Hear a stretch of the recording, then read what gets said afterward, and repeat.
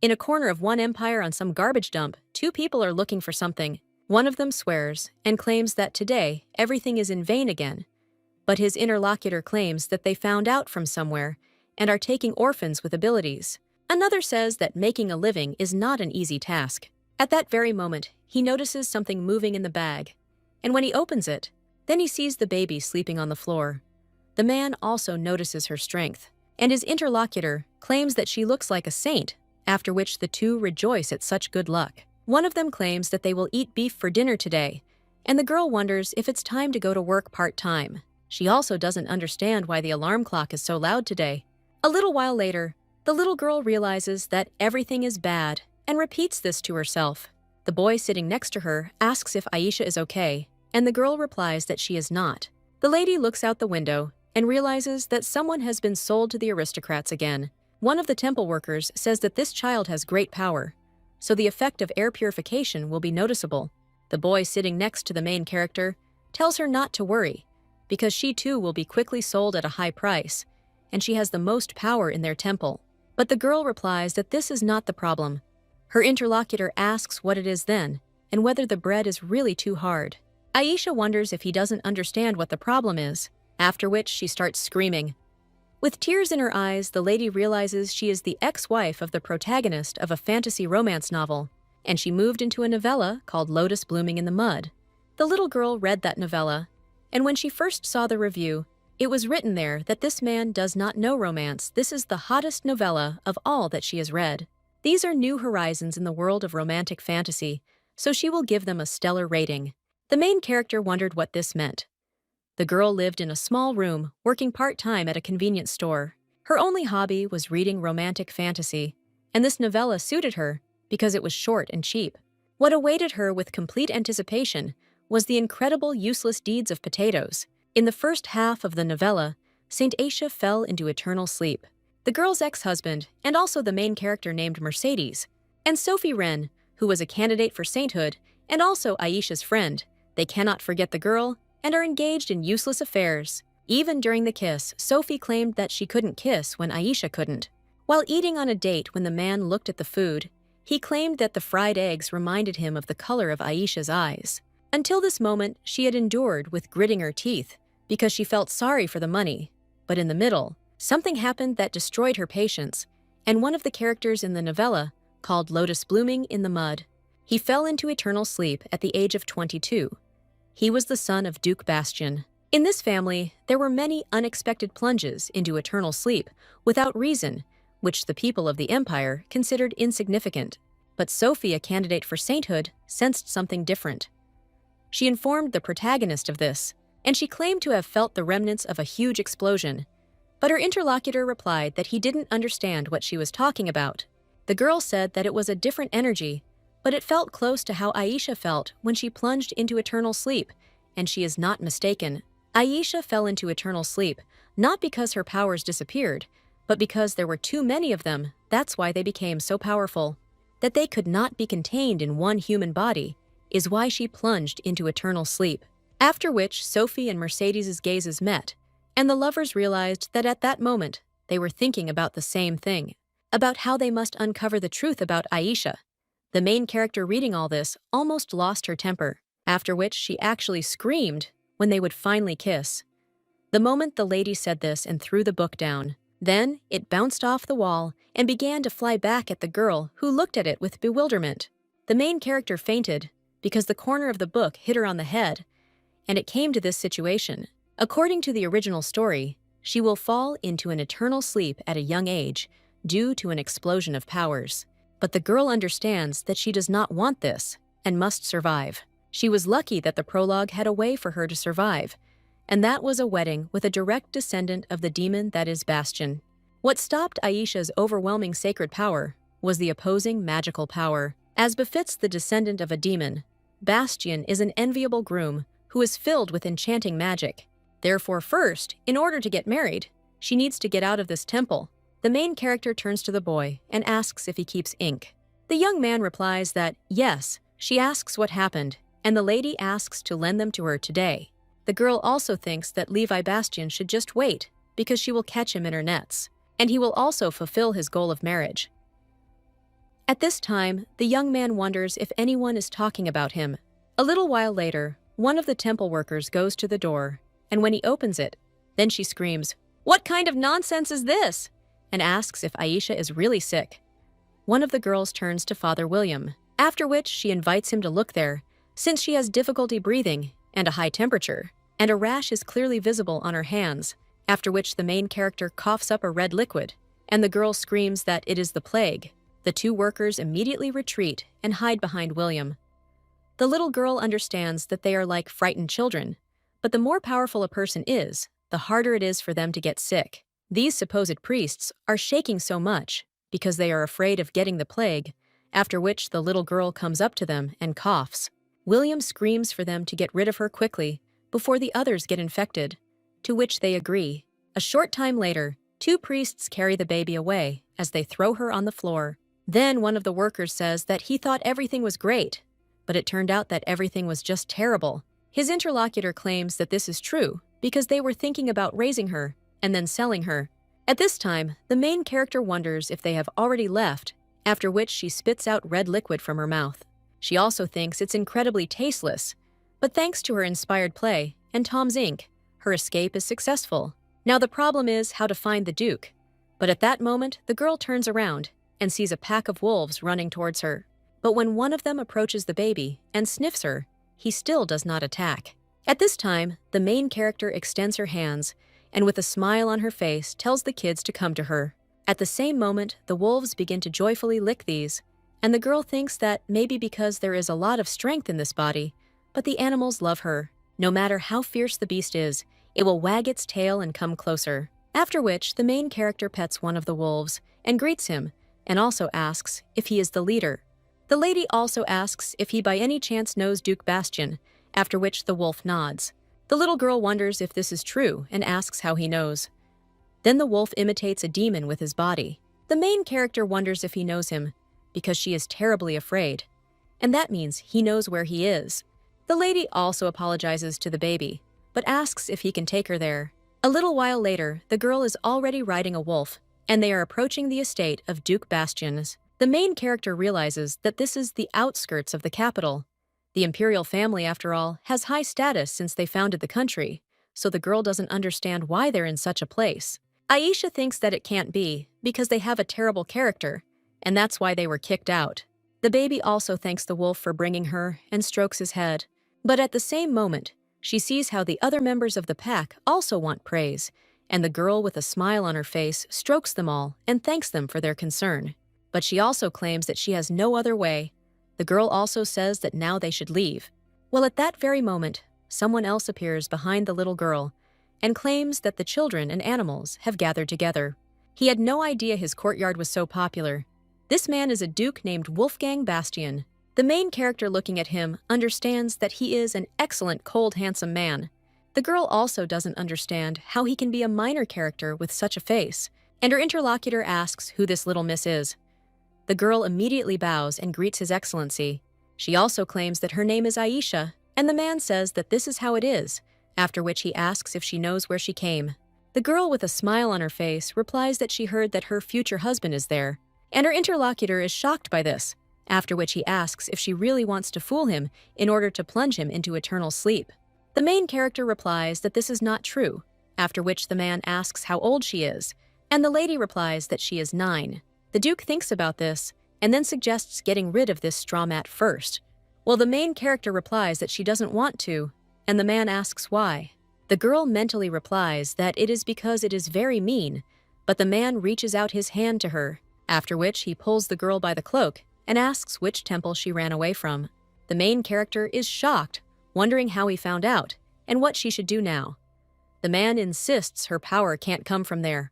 That is why it flows like a stream, and in this case takes one to the temple as soon as the child is born. The main character understands that, just as she feels the magical power of His Excellency, the Duke knows about her village. The girl also thinks that she wanted to hide the fact that she left the temple, and in her thoughts, asks him not to send her back. At this time, the man wonders if they really starve people in churches in their time, and the little girl asks what he's talking about, after which they end up in the air, and the baby screams in shock.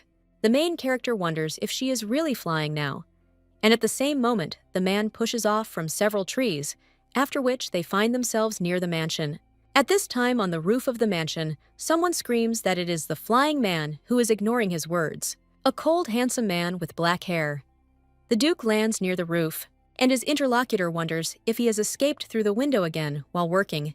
This man's name is Benjamin Cooper, and he is Wolfgang's assistant. The Duke replies that it was not an escape, but Benjamin wonders if it was from attacks. He also says that if the Duke does this every time, he will definitely write a resignation letter and fly away. But at that very moment, he sees in front of him a ring with a huge diamond, and his master claims that he picked it up while he was walking. The guy with green hair asks if he really picked it up, to which his interlocutor replies that yes, he often finds something. After which he even claims that this is a candidate for daughter-in-law, and then they will go. At this time, the main character turns to His Excellency and asks where they are going. The man replies that they are going to eat, and at that moment, he enters a luxurious room. Then he snaps his fingers and calls Hugo. The butler immediately appears and asks if His Excellency called. When a man says the word food, the Highlander does not care whether he is talking about food for the young lady, and the Duke also tells them to prepare a blanket. Hugo claims that he will prepare a blanket and slippers that will suit Miss, and also light the fireplace the main characters. Despite the butler's grandfather understand that he is so good, the girl also thinks that the Duke ordered warm clothes and food to be prepared. He probably brought her because she looks pathetic, and then the little girl claims that she looks like she has a cold. Well, her interlocutor says that with such force, even if she plunges into icy water, she will be fine. At the same moment, someone else approaches the owner and asks if he can come in, after which the man replies that yes. Then the maids come into the room with food, and when the main character looks at all this, she is delighted. One of the maids asks the miss to let them wrap her in a blanket, and the girl thanks them. At this time, the Duke tells the baby to eat and warm herself, after which the girl thanks him, but claims that the master said so, that even if she falls into icy water, she won't get sick. The man takes a sip of tea, after which they claim that this is true, but that doesn't mean she doesn't feel the cold. The main character understands that in this world there is no kindness without reason, and such a kind attitude means that he accepts her as a daughter-in-law. When the main character eats the dish, she tells her future father-in-law that it is very tasty, and the man asks what she said. The girl replies that she called him her future father-in-law, but he asks why she calls him that. The baby says that he called her daughter-in-law earlier, and she has a chance to become a daughter-in-law. The man just looks at the girl silently, and 5 minutes later, the main character asks if something is wrong. The man insists that unfortunately, this is impossible. Aisha claims she didn't hear him and asks him to repeat. Well, her interlocutors once again insist that this is impossible, and the little girl wonders what the most cruel torture in the world is. She realizes these are false hopes. The man sighs and insists that there is a possibility. The main character immediately gets up and asks if this is true, but her interlocutor claims that the chances of success are low. Aisha also understands that he acted as if he could easily arrange a marriage, but now he has suddenly erected a wall. The little girl turns to the Duke and understands that it is not for nothing that he is the Duke who controls the fortress. But this is similar to the owner who is called a demon or a devil. The Duchy of Bastion also has a serious nickname. It is a dam of monsters. The northernmost part of the continent is a location that borders the Forest of Sorrow, and the only site of a monster outbreak. Because of this, they faced countless monsters that filled the house every day. This land became alienated, but more powerful than anywhere else on the continent. The Duke was especially known at that time as a monster that plunged into eternal sleep.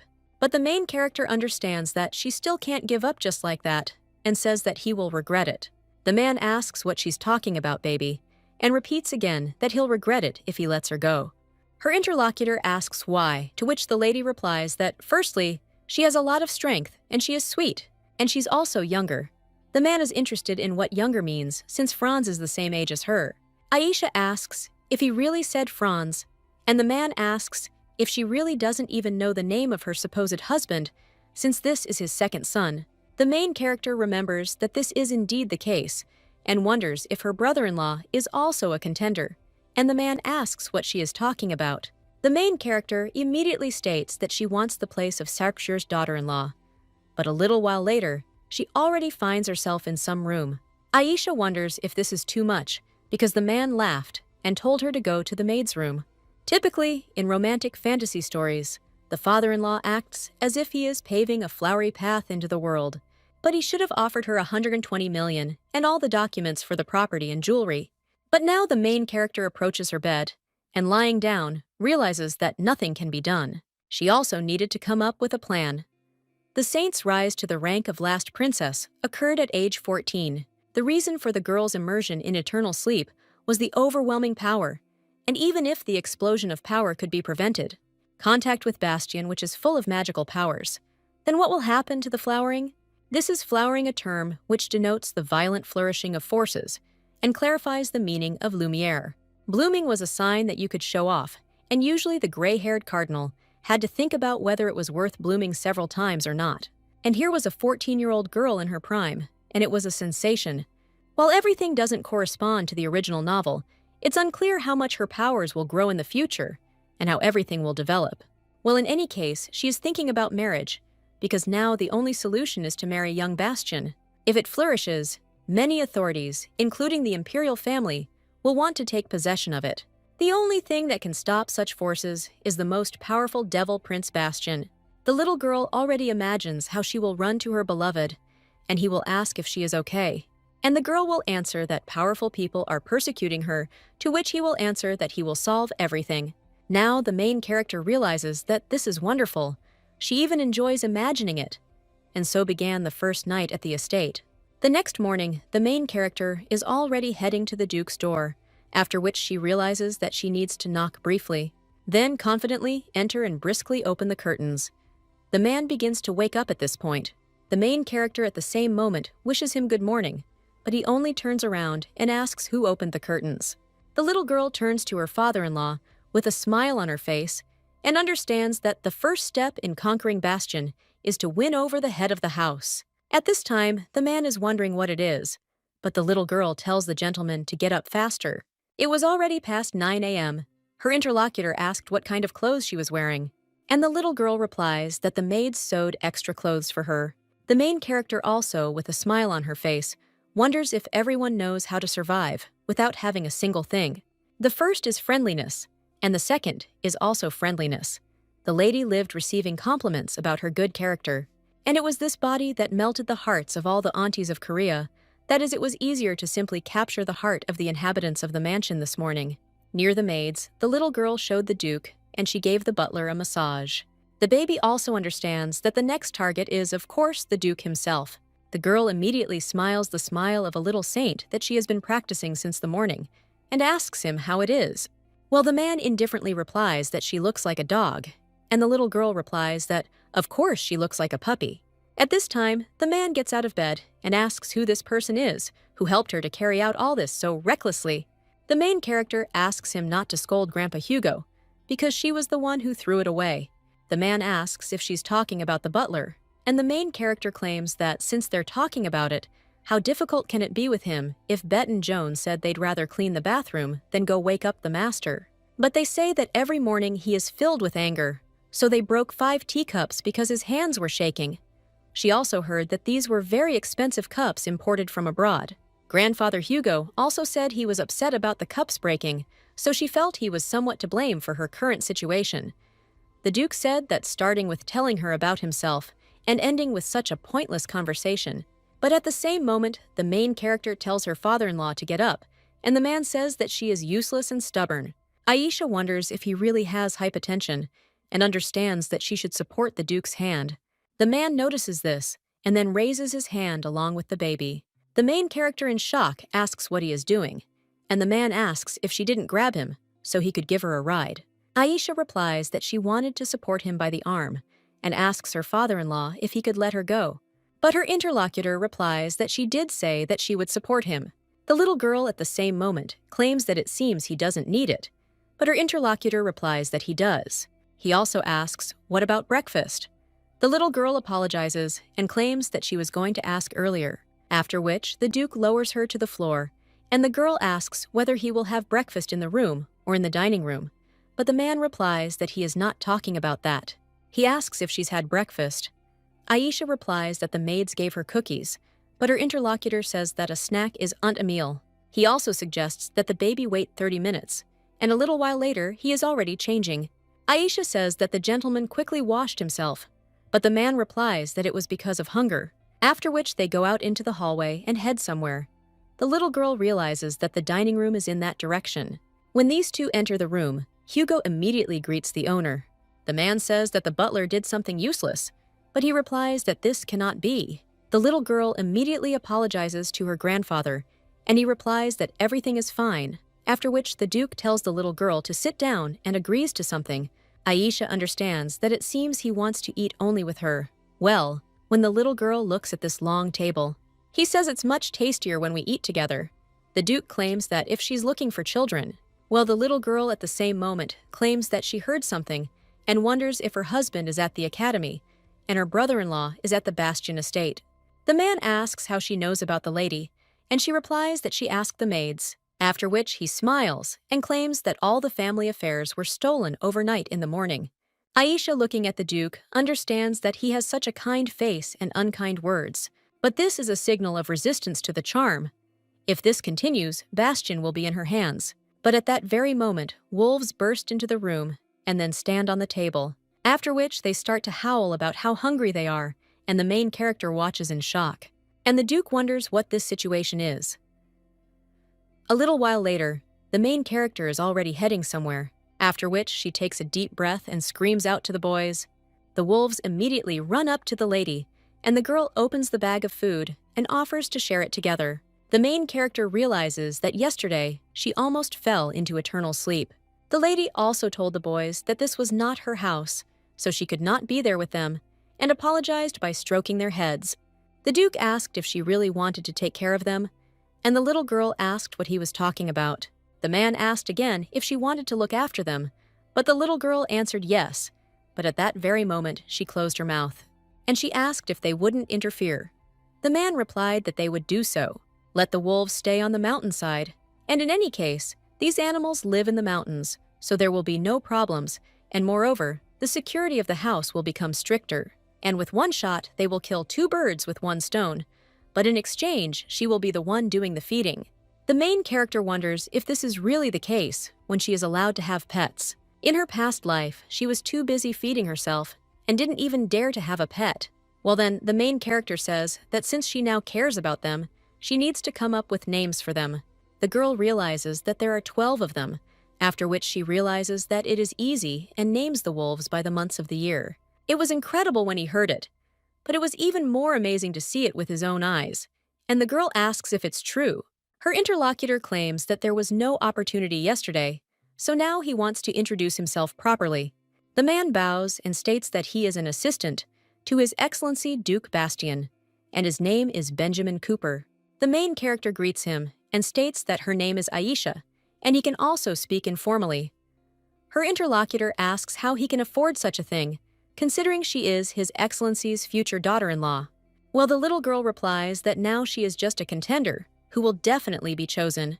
In response to this, her interlocutor laughs, after which everyone apologizes and says that the little girl is just speaking so intelligently at such a young age.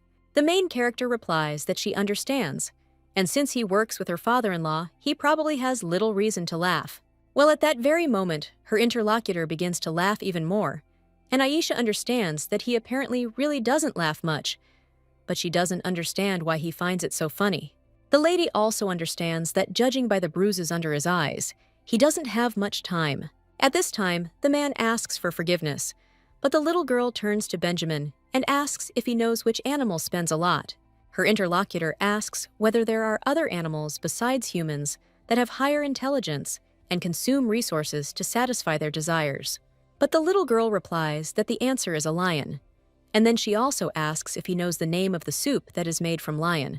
Her interlocutor asks what its name is, and Aisha replies that it is called the Kingdom of Animals, and the man immediately falls down laughing.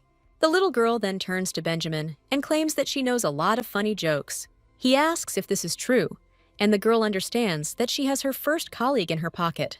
A little while later, they are already heading down the corridor, and the man asks why the lady is wearing a maid's costume. The girl replies that she is learning to be a bride, and that it is easier to lure her father-in-law. Her interlocutor asks if she has the concept of a modest daughter-in-law, and the girl replies that it's something like that. At this time, she also sees a maid heading down the corridor and immediately runs up to her. The girl also asks if she can take it, and Joan asks if she will take it to the owner. The woman claims that the butler told her to let her do whatever she wanted, but the little girl claims that she was unable to have a normal dinner with the Duke this morning, after which she even asks to give her a chance. "Hey," the woman says. "Okay?" After which she tells the girl to be more careful. It's heavy, but the girl just takes the tray with a smile on her face. However, when she feels how heavy it is, she cannot keep her balance. After which, everything on the tray falls to the floor. The maid asks if Aisha is okay, and the little girl tears in her eyes, answers that she is not. At the same moment, someone else wonders what this sound is, and the main character realizes that it is the Duke. The man picks up the girl and says that she really does all sorts of things. He also says to bring a new meal, to which the maid agrees. The Duke also turns to Benjamin Cooper and asks if he has now decided to be late without permission, but his interlocutor replies that this is better than saying that you don't want to work and running out the windows. Benjamin says that he is going to sew his mouth shut anyway. When the little girl sits down at the table with the Duke, she is surprised by how many papers there are, and now she understands why Benjamin's lungs are torn. The Duke then remarks that for a modest daughter-in-law, her outfit looks too tacky, and the girl apologizes. She also claims that she broke the cups, but her interlocutor replies that it's nothing serious, and the little girl asks if that's true.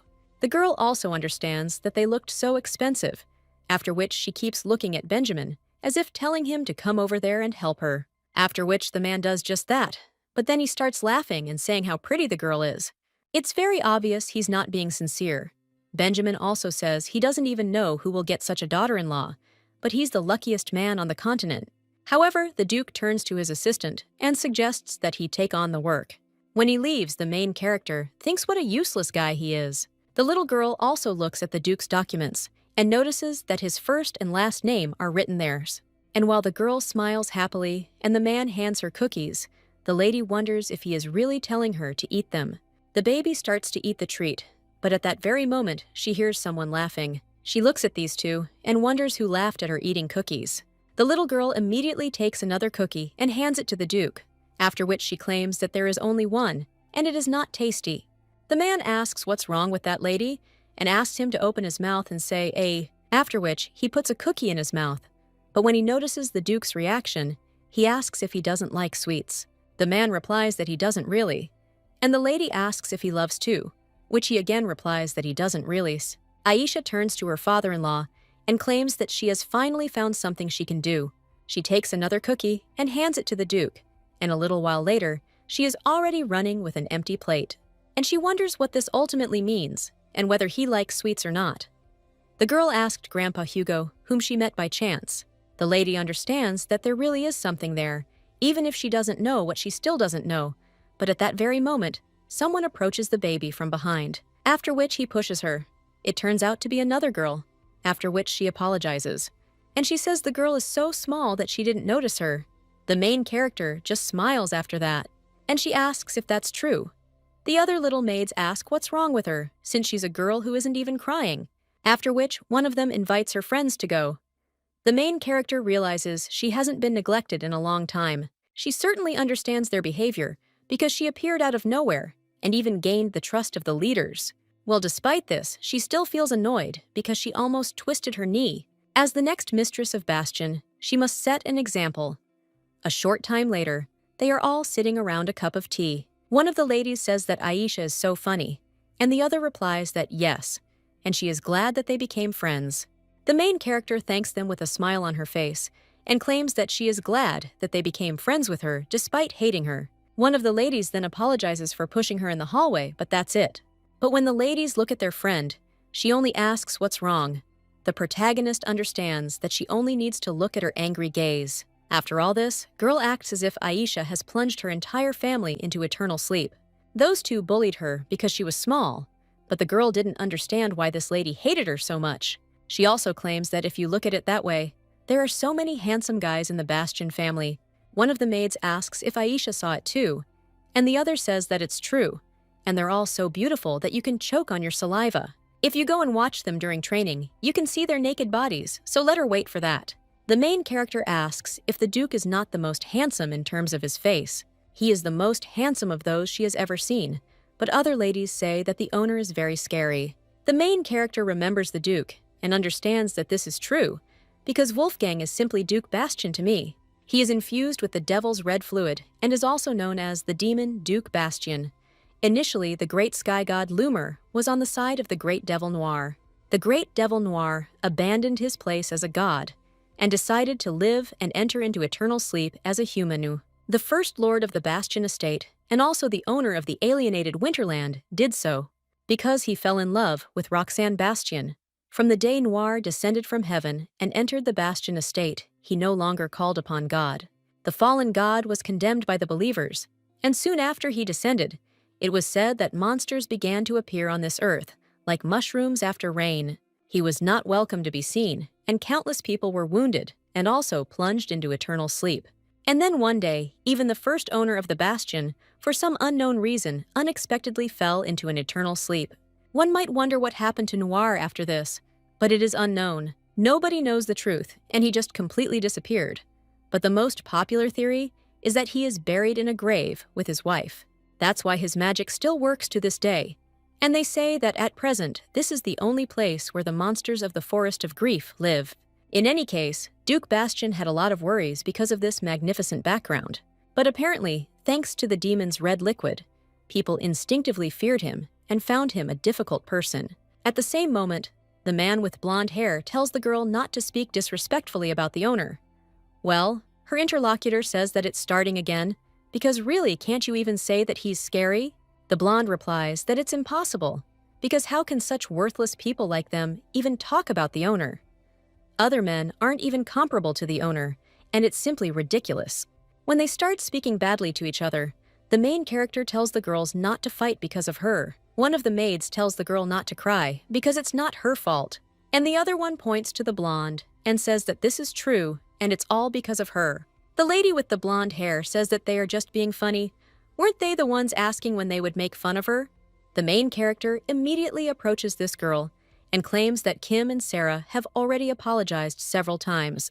After all, she hasn't apologized yet, so the main character looks at her as if telling her to apologize while she speaks nicely. The blonde immediately gets up from her seat and leaves irritably. One of the maids apologizes to Aisha again, to which the main character replies that everything is fine, because they have already apologized more than 20 times. Well, her interlocutor claims that it seems Bibi is jealous because she is very beautiful. The main character says that this can't be, but her interlocutor replies that it's true, and their colleague feels threatened. Another girl claims that spring is coming soon, but the main character wonders what that has to do with it. Her interlocutor says that there will be holidays at the academy. This means that the elder young master will return, and Bibi likes him. The main character wonders if this scoundrel instinctively sensed a rival. A little while later, the butler announces that the eldest young master will finally return tomorrow. He also tells the servants not to relax and to work hard at their posts, to which they agree. The main character understands that she is just returning to an 11-year-old baby, and everyone is trying so hard. At this time, someone claims that this is because the next owner of the house is returning. The girl turns around and sees Grandpa Hugo there. The man, smiling, says that the lady is up early today, and the little girl replies that she's very diligent. At that moment, she turns to look at the clock and realizes that it is already 9 o'clock. The baby also says that then she will go and understands that this is her 3rd week of stay at the Bastion estate. She hasn't made much progress in the relationship, but now she can awaken super beauty once. She also knows how to deal with her rival, because a little while ago, the girl was waiting for her with a bucket of water. Well, the main character noticed this and deftly pulled out an umbrella. The little girl also realized there was something new. A little while later, she runs up to Uncle Tony. A few days earlier, the man had complained that the mare wasn't eating and that this was a problem. He also claimed that because of her pregnancy, she became more ferocious, and it was impossible to even approach her. But then the man saw the little girl communicating with the wolves, after which he turned to her, and he asked how the little girl became friends with such a ferocious beast as a wolf. The main character understood that she couldn't say that it was because of her strength, and thought about what to answer, and also claimed that it was talent. Her interlocutor asked if she could use her talent in his stable for once, and that's what happened. The girl approached the horse and said that it was her, after which she asked how she was feeling today. She also asked if the contractions were causing her difficulty. The main character understood that a mare's gestation period is 11 months, and the mare named Queensberry was also due to give birth after a long time. Aisha claimed that she knew it was hard for her, but let her drink some water. The groom said what a relief it was that the lady had come since he couldn't approach her because the horse was sensitive. The main character replied that it was not worth it because she was glad that she could help. She also claimed that a foal would probably be born tonight or tomorrow by dawn, and the man asked if this was true.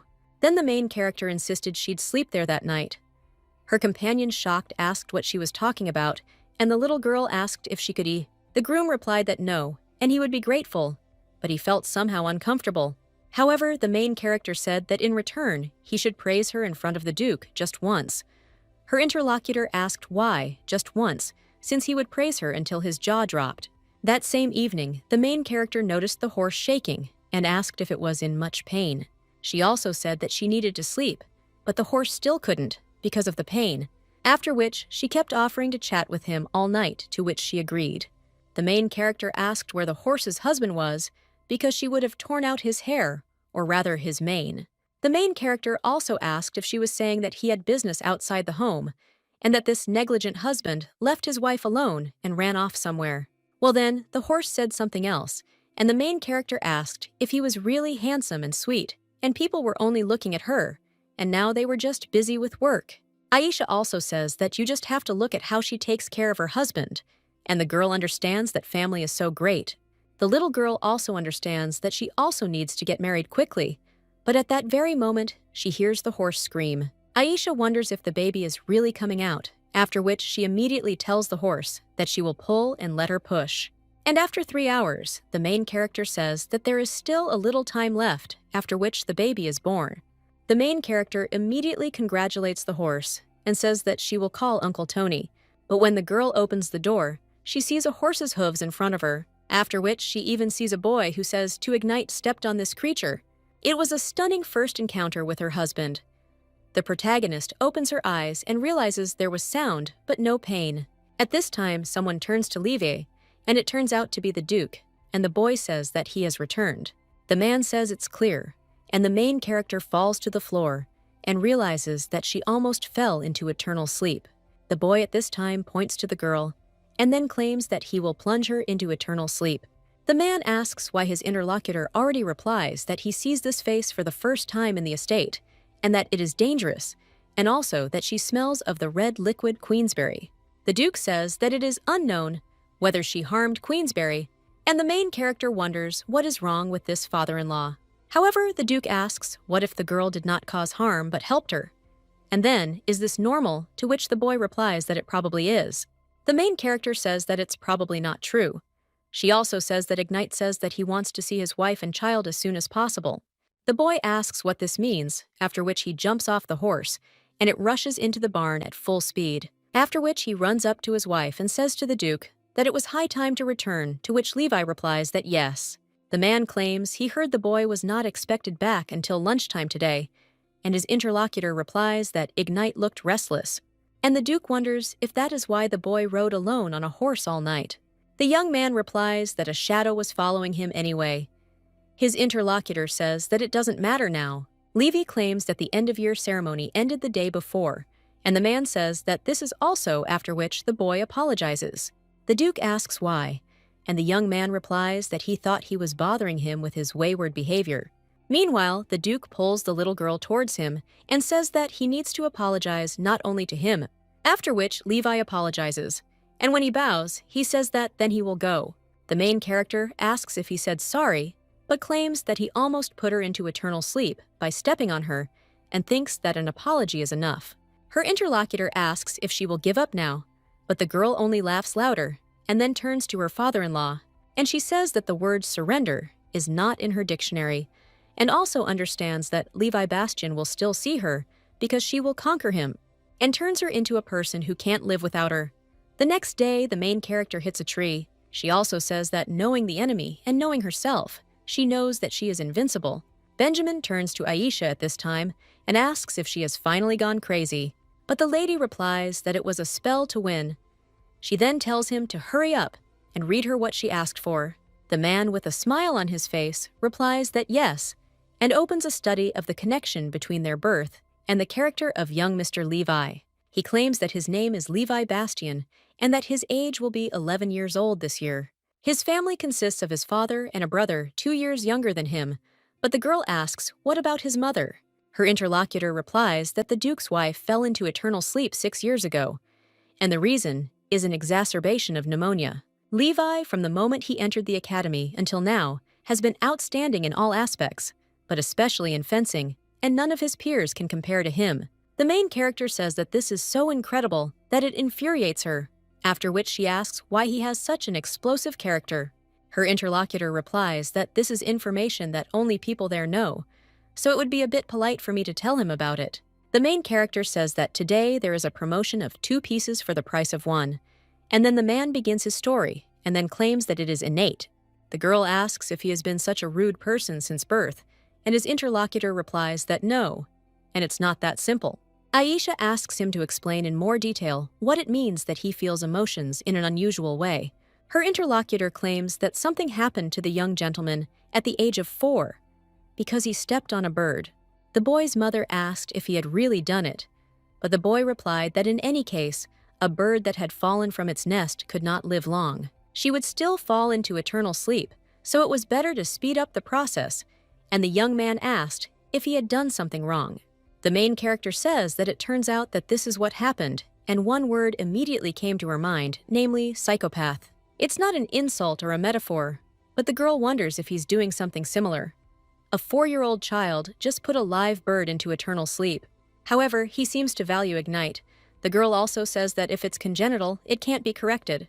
And her interlocutor replies that he doesn't know, but he heard out loud that His Excellency the Duke was also like that in childhood. However, at that very moment, the man stops, and the main character asks why he stopped, to which he replies that it is because he is not sure. Benjamin rises from his seat and asserts that it would be better if the lady asks the butler, Hugo, who has known His Excellency longer than he has. And the man also claims that this is where he will finish, and then he expects something else. The main character, looking at him, understands that he wants to joke and asks if the poet is a cow, and then claims that it is a lawsuit. The lady also asks what several cows are singing, after which she says that this is a class action lawsuit. When he starts laughing, the lady says that she will go, and Benjamin wonders if the lady won't go with him to the office. The man also says that it's time for tea, and the girl replies that she won't go today because she's a little busy. The lady, smiling, also affirms that they will see each other later. A short time later, she approaches the stables, after which he turns to Queensberry and greets her. She also looks at the baby and wonders if he can walk yet. At this time, the horse turns to its son and tells him to say hello, because this is Mom's friend. The main character immediately greets her and says that she is pleased to meet her. Well, at that very moment, the little foal touches her with his forehead, and the girl says something so sweet.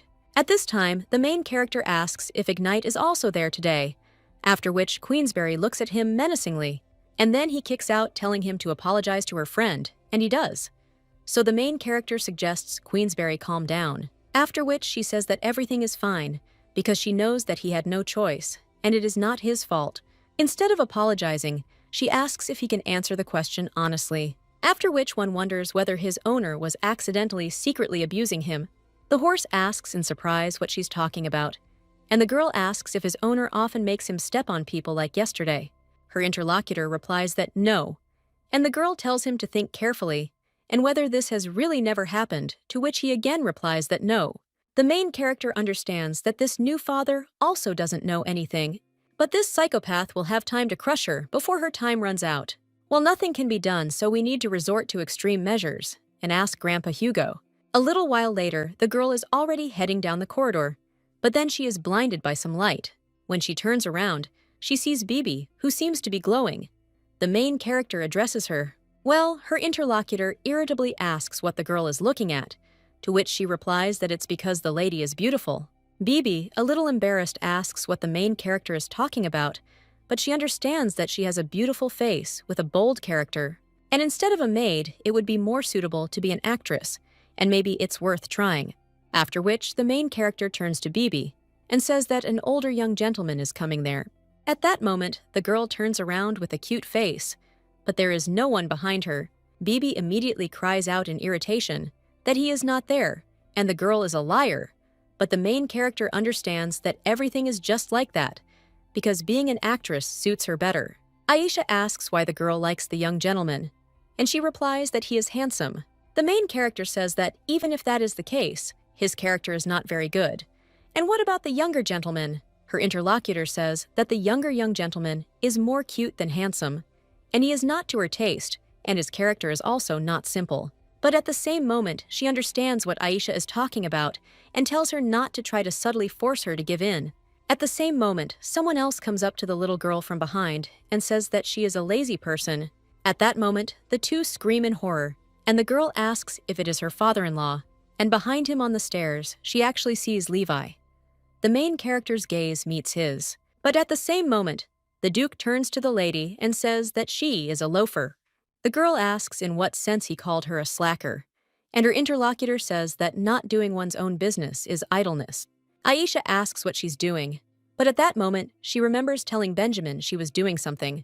The little girl immediately, joyfully asks if he was really waiting, after which she claims that he was offended, that she did not come to feed him cookies, and the Duke was lonely. But at that same moment, the main character notices that Levi is still looking, and then bows and greets him, while the boy at that very moment turns around and leaves, slamming the door. Aisha wonders if he really ignored her now, but she certainly didn't expect a friendly greeting. It's a bit annoying, though. The person cleaning up after meeting the gaze of the child he nearly sent into eternal sleep. This guy is always incredible, so she should marry him quickly and cling to him like a queensberry. After which, the main character thinks that this guy should just wait, and she runs from there to one of the rooms and knocks on it. The butler hears someone knocking, then opens the door and sees Miss there and asks why she came. The little girl, with a smile on her face, replies that she needs to quickly ask something, after which she asks if she can come in, to which the man replies, of course. The main character claims that, first of all, before asking a question, she wants to tell what happened at dawn. 10 minutes later, the main character says that this is why she almost fell into eternal sleep, because the young master tried to trample her, and she barely survived. The butler asks how this is possible, because he thought that all this noise was because the young master returned early. He also asks if the lady is okay and if she's hurt. The main character replies that she is, and that it's not about her. After all, she came to ask about the young master. The girl had heard that something had happened to the Duke as a child, but Benjamin said that he was unsure of these rumors, and asked to ask Grandfather Hugo. The man replies that he doesn't know what rumors the assistant heard, but the owner's childhood was ordinary. The main character wonders if this is true and asks what it was like, to which he replies that they are similar to Mr. Levy's childhood, that is, one could say ordinary by the standards of the Bastian family. Well, the main character says that the Duke has reformed and asks if that is true, to which the man replies that of course, where in the past he would have crippled the entire body, now he only gets rid of the hand, and the main character understands that everything is lost. At this time, the butler says that this is all thanks to the meeting with Catherine. The main character asks who this is, and her interlocutor replies that this is the name of the deceased madam, just like the baby she was once picked up, or better said brought by her owner. The protagonist asks where her interlocutor is from, and he replies that he can't say. Aisha says he doesn't look like one, but it seems to be his hobby. He picked out a wife and a daughter-in-law too, but her interlocutor claims that he calls it fate, the great destiny of Bastian passed down from generation to generation. The main character says that in any case, thanks to this, she thinks she understands the answer to her question. She also claims that it was a matter of love, and the love brought by fate from the Duke's wife helped him to reform. But her interlocutor claims that she ruled with a whip. The woman claimed that even if there are no emotions, there is pain. And with these words, the madam always addressed the Duke. One day, a woman entered Wolfgang's room, where he was torturing people, also claimed that she clearly told him to feed the children first, and then he went to torture her.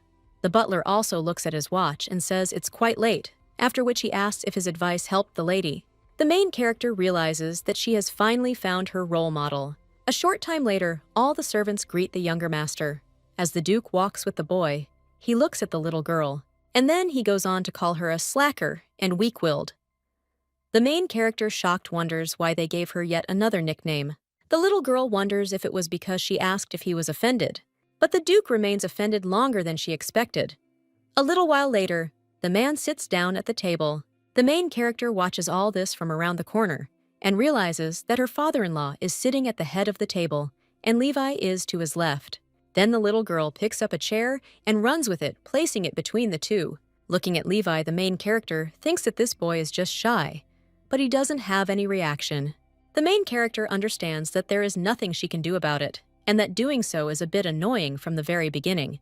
However, you will have to use special winks when the guy's face does not change. Then the main character thinks, hasn't he seen this and it's really cute, so he should at least say that it's ridiculous. At this time, the Duke turns to his son and says that when he is given attention, he should at least react minimally, after which the guy says hello to the lady, and the main character wonders if he really said hello to her. The little girl immediately prepares to greet him in return, but the boy only turns around, after which the servants say that they will serve the food. When the food is placed on the table, the main character turns to the gentleman and tells him to look at it, after which she takes a piece of meat on her fork and says that a plane is flying towards him. But the guy just looks at her coldly, after which the main character apologizes and takes this piece of meat. The guy asks what the airplane is, and the main character realizes that there are no airplanes there. She also asks if he is curious, because if so, then let him pay 5 gold. The young man immediately reaches for his pocket, but the girl replies that it's a joke. Levi repeats this word a little surprised, and the girl asks if he doesn't know what a joke is. The guy asks her to give him a definition, and the girl replies that she is not a dictionary and asks if he really doesn't joke with his friends, to which he replies that he has no friends, and the main character doesn't even know what to say, after which she suggests that instead of money, he call her by name, because then she will tell only him what an airplane is. Turns away at that very moment, and the girl with a smile on her face asks if he is embarrassed. Aisha understands that psychopaths are also shy, but at that very moment, she feels someone's evil gaze on her, and when the lady turns around, she sees someone else peeking out from behind the door. It turns out to be Bibi, and the main character sticks her tongue out at her and also wonders if this girl is jealous. This is how the noisy lunchtime passed, and walking down the street, the main character sighs. At that very moment, she hears someone addressing the young master, and when she turns around in that direction, who sees Bibi there with Levi? The girl claims she's glad the young gentleman came, and she also hands him a handkerchief and says that she came out thinking about him. Although it is not ideal, she asks him to accept it, but the guy just passes by the lady. The main character understands that this is too much, because he didn't even say that he didn't want it. He simply ignored it. At the same moment, the girl notices that Bibi is crying and approaches her, asking if she is okay. Well, her interlocutor just looks at the baby's hand and then grabs it. Surprised by this, and her interlocutor offers her a duel, after which she even tells the girl to follow her into the backyard. After all, the losing side will retreat and will not cling to the young master in vain. The main character tells Bibi to wait, because in such situations she prefers to resolve everything through conversation. The main character asks why they should fight, because the choice should be up to the young master, and this love battle is not as romantic as it seems. Her interlocutor only says that the baby has no words, and that as a result, after which Aisha begs for mercy. She understands that even though the difference is only 4 years at their ages, it's a big difference. If her interlocutor does not back down, then nothing can be done, and the main character tells her to accept the capitulation while she asks nicely. Otherwise, she will force her to beg for mercy, after which her interlocutor will only get angry and wonder if this is all a joke for her. The girl also waves her hand and claims that the baby will get it today, but Aisha only whistles. But at that very moment, she freezes and sees how wolves are running up to the girl. Bibi asks in surprise, "What is this?" After which he steps back and trips over a stone. The main character points to one of the wolves and tells the girl to get acquainted because these are her friends. One of the wolves looks menacingly at the girl, after which she asks for help with tears in her eyes. The main character strokes one of the wolves on the head and thanks the guys, after which she turns to her interlocutor and asks what it is. After all this way, they'll only hurt each other. It doesn't matter, even if they fight like this for 100 days. But in the end, the choice will still be the young master's. Bibi wonders if the lady is saying that she is unworthy of him, but the main characters are not interested in why she suddenly became so angry. The blonde lady claims she knows she has no chance anyway, And she also knows that some servant girl has no right to even look at the young master. The main character turns to Bibi, after which he even says that since she knows he should leave him alone and only get angry about her interlocutor. But the girl claims that she has already won anyway, and the girl asks what that means. Aisha replies that because even if she is a servant or a maid, she will definitely marry the young master. Her interlocutor asks if the girl is really out of her mind, and the main character wonders if she has only just realized it. Bibi asks if she really thinks she can become the young master's wife, and the main character replies that it is more realistic than becoming the wife of the crown prince. Aisha understands that she may look like this, but she is a specialist who has reached the rank of crown princess, after which she says that she has circumstances, due to which she has no way out. But Bibi is too beautiful to become one man's woman. Bibi turns away, a little embarrassed, and the main character says that she did smile, after which the girl screams at her to be quiet. The next morning, the main character turns to her father-in-law, and he asks the bridegroom candidate what it is. Aisha asks if they are really growing assassins there, to which he replies that they are. The main character replies that she doesn't mean that, because it's hard to see his son, and the man replies that it is so. The girl asks if this isn't too much, since he's been sitting there locked in for several days now. So isn't the father worried about his son? The main character realizes that a week has passed since Levi returned to the estate for spring break. Except for the first historical day, he hid perfectly, like a true assassin. She even set up an ambush in the hallway for the whole day, because she thought that she would accidentally bump into him, but it was all in vain, and after that, she was even scolded. Aisha understands that everything is in vain, and in order to meet him, she will have to perform several tricks. The man claims that he would be worried if he left the room and went for a walk. After all, in the mansion, he is even quieter, and the main character wonders why isn't he the master there? Wolfham. He replies that something like Togo happened, and the girl asks what happened. The man replies that Catherine has fallen into eternal sleep in the mansion. The main character understands that she knows this name, because it is the name of the Duke who fell into eternal sleep early. She is a proud leader of her predecessors, who has achieved great things, and it seems she has fallen into eternal sleep right there. At this time, the man asks why the girl is looking at him like that, and she replies that it seems she said something wrong. But at that very moment, her interlocutor takes the baby by the cheeks and says that today they are even softer. The main character says that now the father-in-law must admit it, and he asks what, and the girl replies that he is crazy about her, after which the man says, okay. Aisha asks if this is true, and he asks if it is necessary to be a daughter-in-law. He also claims that there are many ways to become a member of the family, and he can simply adopt hers, or make him a dog, after which the main character suggests that he stop joking. The girl also claims that her life is at stake, and the man asks if this is true, after which the main character understands what she just told her, and claims that she means that this matter is as important as her life. How could she become Duchess of Bastion without such determination? Well, at the same moment, the lady also asks why it is so hot today, and she starts running away, saying that she's going to get some fresh air. As the lady walks down the corridor, she realizes that something bad almost happened when he suggested installing her as some kind of domestic dog.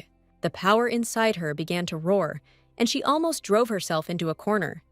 In this world, temples and powers are sacred and inviolable. This is a sacred zone that cannot be touched, and because of this power, it will soon be plunged into eternal sleep, so you need to be careful. The lady also understands that she can't allow him to abandon her. A short time later, she's already in the stables. The girl turns to the child and says that not to talk, but to be straightforward and stubborn is her element. She also turns to Queensberry and asks if she thinks so, after which the horse tells her not to worry. Well, the girl claims that spring break is short, and realistically, it's impossible to get married in 2 weeks. Then the lady with a smile on her face says that they will arrange an engagement. Hey, the girl starts dancing with joy.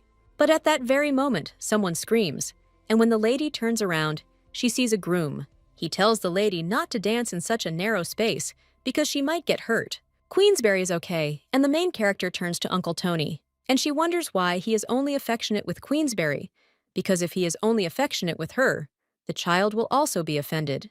And she does too, after which the man says that's not true. He also says that Queensberry was the madam's favorite horse. The main character asks her if this is true, and understands that she has understood something from the valuable, albeit useful information she received.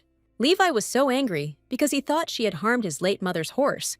If that's true, it's unexpected, which means the mother thing is somehow affecting this tin can. That's good news for her. Her mother-in-law showed her that there was a chance to lure this tin can, and the main character was interested in what kind of person the lady was.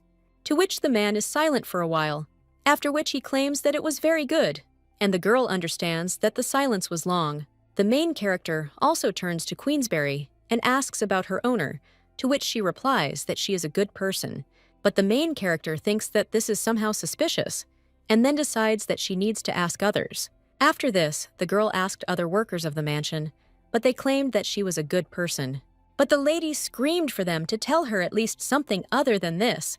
Even without touching on family matters, we can still tell what she looked like and what she liked. At that moment, the girl notices Bibi and immediately runs up to her with hugs. She also asks if she can have something asked, but the girl just tells her to get lost. Aisha asks if she can give her information about the deceased lady, to which she replies that there isn't any. The main character asks how this is, and her interlocutor explains that this is because there were no rumors going around in the first place. All that was known was that she was a former Gaelic viscountess. She never went outside, and even on the estate always wore a mask. The main character asks why her interlocutor replies that it is unknown, and maybe there was some reason for hiding. Aisha asks if this is all true. Her interlocutor asks what else should be, to which the little girl replies that everyone she asked didn't answer anything. Bibi claims it is because they're afraid legend has it that the elders would always have a marital quarrel with their owners. Then she took off, and the main character wondered if this was the leader of the predecessors. A short time later, the main character is walking down the street and realizes that the woman had violently beaten her father-in-law. The little girl couldn't shake the impression, so she's been walking for 5 hours. The girl also understands that this is a little strange, because she was so healthy that she became a master's. That's why the baby doesn't understand why she fell into eternal sleep so early. And although she had heard that the woman had fallen into an eternal sleep from pneumonia, given the Bastion's astronomical wealth, it was impossible not to cure her. Then the little girl doesn't understand why she fell into eternal sleep, but you can't just ask something like that. Then the girl thinks that maybe she should use disguise, but at that very moment, she notices that Levi's room is in front of hers. The girl realizes that she looks like a pipe dream, and she has been trying to get into his room for several days. Well, she couldn't do it because there were traps set there. And one day, the lady found herself in such a situation. One of the maids approached Aisha, and she claimed that she had said that she could not sneak into the young master's room. The main character then claimed to hate them. Aisha realized she was being so loud, but he still didn't come out. And now the little girl thinks that this is just terrible, after which she kicks the stone. But then she takes another look at the pebble and realizes that with this, she can force Levi to come out. After which, the little girl takes a swing and throws the stone towards his window. He hits and bounces back, and the girl wonders if the guy still won't come out. The main character collects more mountain stones, and you understand that now she will not leave him alone. The girl immediately begins to throw stones one after another, but when she throws the next stone, then she sees the window open and someone grabs it. The main character is surprised by this, after which he sees Levi leaving. The two look at each other silently, after which the girl greets him. But the young man just heads back to his room, and the little girl screams again. And she also tells him to wait. Lady immediately starts climbing the tree and tells Levi to wait for her. After all, she will soon be there. But at that very moment, the girl falls from the tree and falls to the floor, after which she actually feels pain in her back, but sees the guy closing the window and thinks how impudent he is. She also wonders if his tongue will dry out if he just asks Liana if she's okay. Well, then the girl understands that it is decided, and until he leaves, she will have 5 serenades about love every night. Time passed senselessly, and the main character came on the first day to sing herself, after which she even threw stones and candy at his window. And the next day, she sang a serenade with the wolves. Okay, when 2/3 of spring break had passed, she left. At this time, the Duke asks if the girl has disappeared. The butler replies that she has, and according to the maid from the next room, the diligent miss did not see the light of day. The man then claims that he needs to look for her, and when he closes his eyes, and he searches the entire estate, but upon opening them, he says that the lady is indeed nowhere to be found. The butler asks whether he should announce a search, to which he replies that he doesn't know, and that his daughter-in-law would like someone else to find her. At this time, Levi opens his window and thinks how the girl managed to throw them away every day until they accumulated. But he also doesn't understand why she did it, and for what purpose. One of the maids at this time asks, should the knights ask to look for her with them, to which the other one replies yes, and suggests that they also split up and look. At this time, Bibi sighs and then screams, where did this mongrel go, because it makes her worry. Levi looks out the window at this time and wonders if it has ever been so loud and noisy there. If I dig into my memory, yes, and that was a long time ago when Mom was still alive. The woman then claimed that today they would search for treasure, and she didn't hold back when she wanted something. If she suddenly wanted to find treasure, she could only rest after she'd accomplished it by any means necessary. After she fell ill, it became even more acute, and it was as if she did not want to leave any regrets before plunging into eternal sleep. The woman said that it was well hidden, so let them look carefully, and then she screamed that it was time to begin. At this time, the Duke was helping his youngest son and telling him to walk carefully. At this time, the butler turned to Queensberry and asked if she could only tell him the location, after which the horse replied that she did not know either. When the woman saw Levi next to her, she asked if he would look for treasure, but he replied that he did not know why he should look for it. His interlocutor claimed that everyone was having so much fun, and it was sad to sit alone, so if he would happily search for treasure, she would be happy. The young man then insisted he would find it. Levi's world began early on, built on books and dictionaries he'd read to the end, as well as an education from renowned teachers. Moral common sense was built step by step like a sandcastle in the desert. From a very early age, he was taught to act in a way that distinguished between right and wrong. Therefore, the guy thought it was right to step on the seriously wounded bird and finish it off early so that it would not suffer. However, his mother was the first to whom he applied the dictionary meaning of the word exception. He did not choke her because of her painful cough, but instead covered her with a warm scarf. And then she said, smiling brightly, that there is hope. This word is the hardest for Levi. When Mom said this word, she looked happy, so he understood that it was correct. When the young man became the winner in the treasure hunt, she also smiled brightly, although it was difficult to see because of masks, but it even seems happy. Now someone is screaming that he found the lady's apron and wondering why it is there, and also what if something terrible happened. Someone else claimed, judging by the tracks around her, she went towards the mountains, so we need to send a search team to the mountains. After this, the young man only looked at it and then completely jumped up from his seat. At this time, the main character lies among the wolves, and in her sleep says that her future husband should open the door to the room at least once. At that very moment, someone stands near the wolves, and at that very moment they wake up and look menacingly at the young man. The main character also opens her eyes and asks who is there.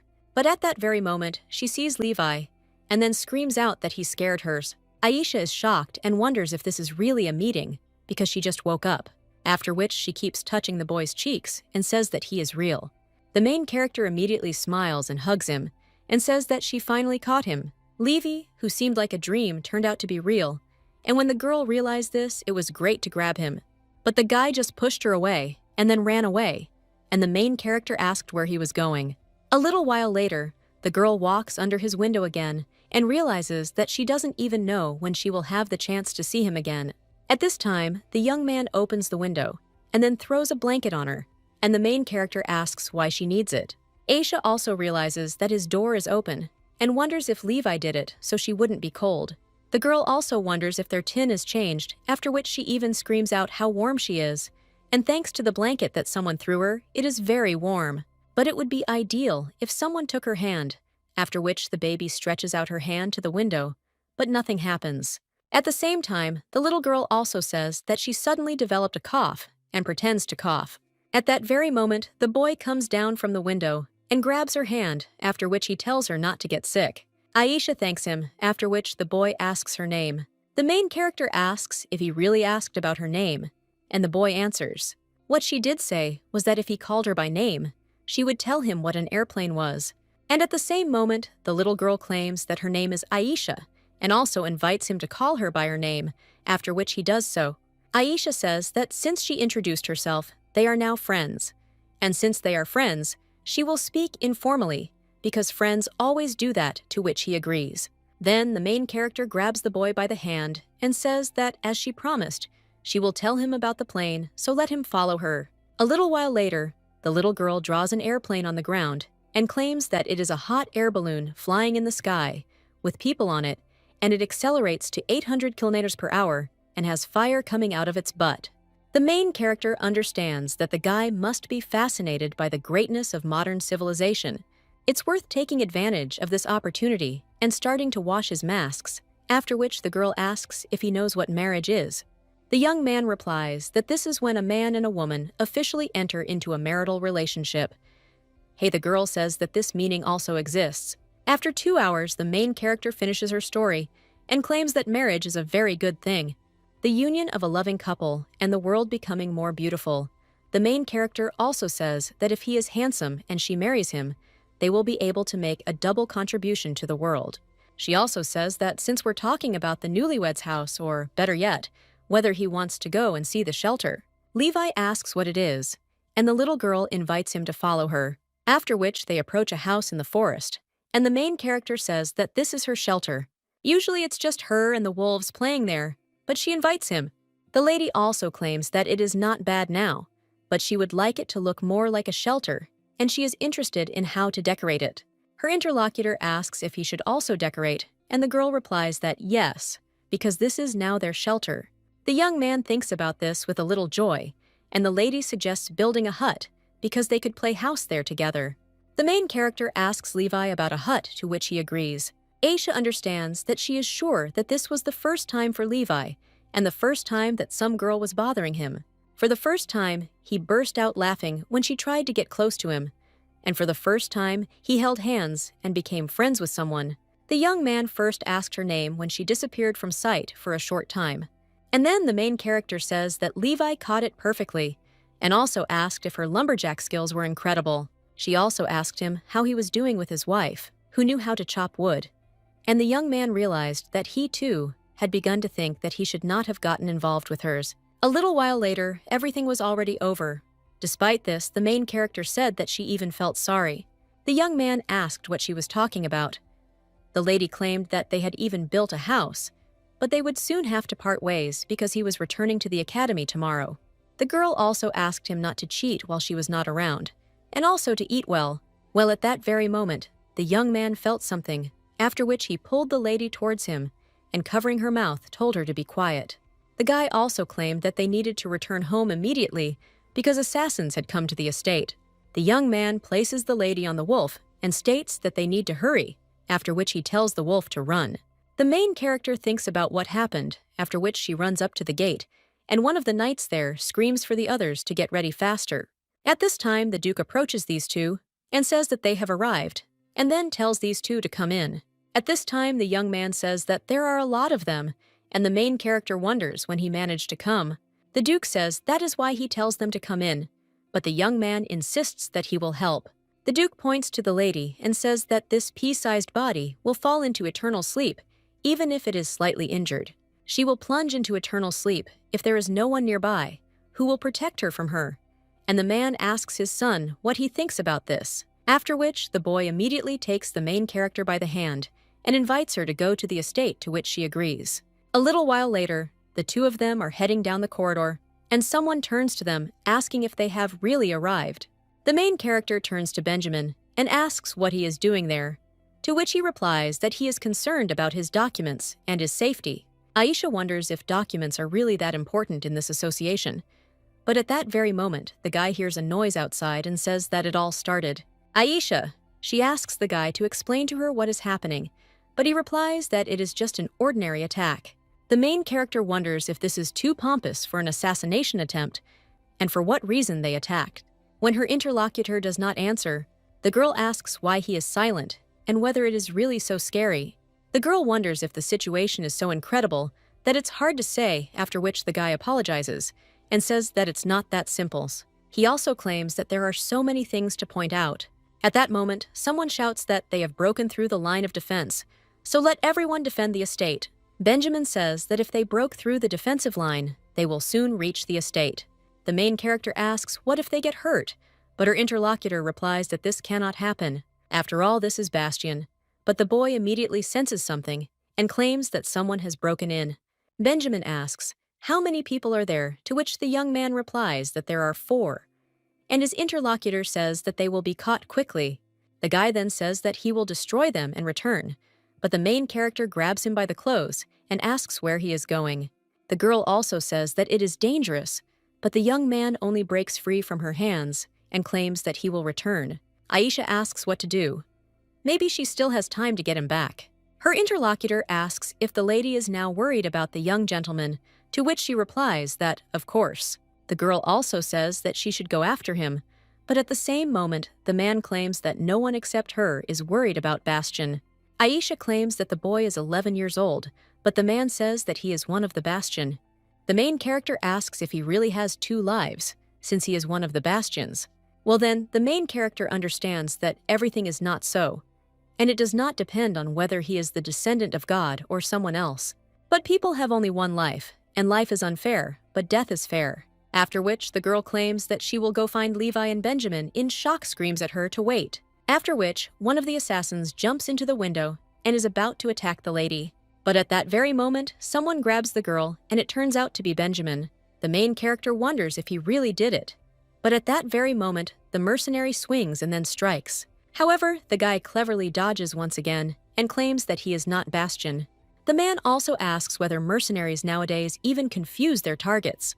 Well, his interlocutor shouts at him to shut up, after which the guy claims that he is saying that he is not one of the Bastions. Benjamin immediately kicks his opponent, causing him to fall to the floor. The main character says that Benjamin is so strong, and her interlocutor says that to work there, you need to be able to do even more, to attack again. And Benjamin says that he got up again, after which the man turns to the little girl and asks if he can ask her for something, and the girl asks what it is. While he deflects the blow with several hands, he asks the girl if she can call for help as soon as possible. The main character immediately replies that it's fine, after which she sees several maids. When she runs up to them, one of them claims that it is dangerous to walk alone now, and the girl screams that Benjamin is in danger, after which they ask what she's talking about and run to him. The protagonist realizes this is unexpected, but Benjamin is in demand. She also turns to Betty and asks if she will go, but the maid replies that she must protect the mistress. The main character looks at her with emotion, but at this time, the maid notices that someone is coming, after which she immediately takes the baby and runs into one of the rooms and hides the girl in the closet. The main character asks what about her, and the woman replies that she will be fine, after which the girl completely covers the baby and mentally asks for everyone to be safe and sound. Someone immediately entered the room, and when the lady looks through the crack, she realizes that this mercenary is holding a holy object in his hands. The holy object possesses the sacred power created by the Holy Kingdom, and its creation itself proves the existence of Lumiere. The priests who ran the temple bought them from the Holy Kingdom for a huge sum of money, and the girl realizes that there must have been a similar item in her temple. They were used differently, depending on the shape, and this mirror illuminates the hidden energy instead of the visible object. For example, someone's strength, after which the mercenary claims that she found and sticks a knife in there was a cabinet. But he wonders why this energy is moving, and the main character understands that it is because there is a living person there. The cabinet again, and the main character barely manages to dodge and mentally asks at least someone to help her. At that moment, someone enters the room, and the girl hears someone fall to the floor. It turns out that it was the mercenary who hit Levi, after which the guy opens the closet door. And he sees a baby in it, after which he tells her to get out. The closet with trembling legs, and the young man notices her injured arm. The girl replies that she probably got hurt while hiding, but wonders why her trembling doesn't stop. The young man remembers how someone said that it was incredible, and the woman asked him what he was talking about. Someone claimed that as soon as his mother hugged Franz, he stopped crying. The woman asked him if he knew why, and when he asked why, he replied that it was because hugs should be given with a loving heart. She also told him to remember this feeling, and if he wants someone to console him, let him hug him tightly. After which the young man hugs the main character and claims that now everything will be fine. After this, the girl cannot restrain herself, and with tears in her eyes answers yes. A little while later, someone throws candles at one of the temple workers and screams that he said that this time everything would be done. The young man cries out that this is the only reason he gave them the sacred mirror, while others claim that the caretaker said that the information was absolutely correct, and according to the report, it was about extraordinary power. The young man cries out that he told him to be careful and that this force is similar to energy. He also cries out that they have forgotten the sacred object, and his interlocutors ask the priest to calm down. The guy then sighs in irritation and tells them to listen carefully now. If they don't find him that one while he's alive, he'll strip them naked and throw them alive into the bastion. He also asks if it is clear to them, to which they answer that yes, and when the servants leave, the guy says what useless creatures they are. But the thing that the girl stole must be found no matter what the cost. A little while later, the main character is already changing clothes and looking with admiration at some objects. She says that there are 4 sacred objects there, and Benjamin wonders if it's really that surprising. To which the lady replies, "Of course," after which she whispers to him the cost of these items. The man is shocked when he thinks about this, after which he apologizes for not recognizing their value and claims that he will immediately take it to the safe. But the main character wonders where they got these items from, because sometimes it's extremely difficult to find even one. And is there really someone great behind this? The girl also says that this is not a good sign, and her interlocutor asks if it hurts and if she needs to bandage it again, to which the girl replies that this is enough. Then Levi asks what she's mumbling about. The main character replies that his spring break ends tomorrow. She is sad that he will have to leave, but the guy tells her not to cry. The little girl immediately turns to Levi and says that she wants chocolate, and the boy immediately runs after it. A few minutes later, he returns with a chocolate fountain, and the girl asks about juice, to which he replies that he'll tell her to bring it. The lady says she wants it with ice, and he agrees, after which the main character suggests getting engaged again, and he, a little embarrassed, replies that it's okay. Aisha asks if he really will marry her, to which he replies that yes, and the lady with a smile on her face cries out with joy. The girl also thinks that if she knew that everything was so simple, she would have cried much earlier after the guy proposed to hold the engagement tomorrow morning. A little while later, the main character is already sitting with a bouquet and realizes that she can't even believe that they got engaged so quickly. At this time, someone else turns to the lady and asks what she is doing, and the girl asks if this is Bibi's sister. Her interlocutor says that for someone who is getting engaged, she looks too downcast, to which the main character replies that she simply doesn't believe it's all reality, because how could she make this little boy get engaged to her with just one word? Well, her interlocutor says that this is Bastian, and the main character curses him.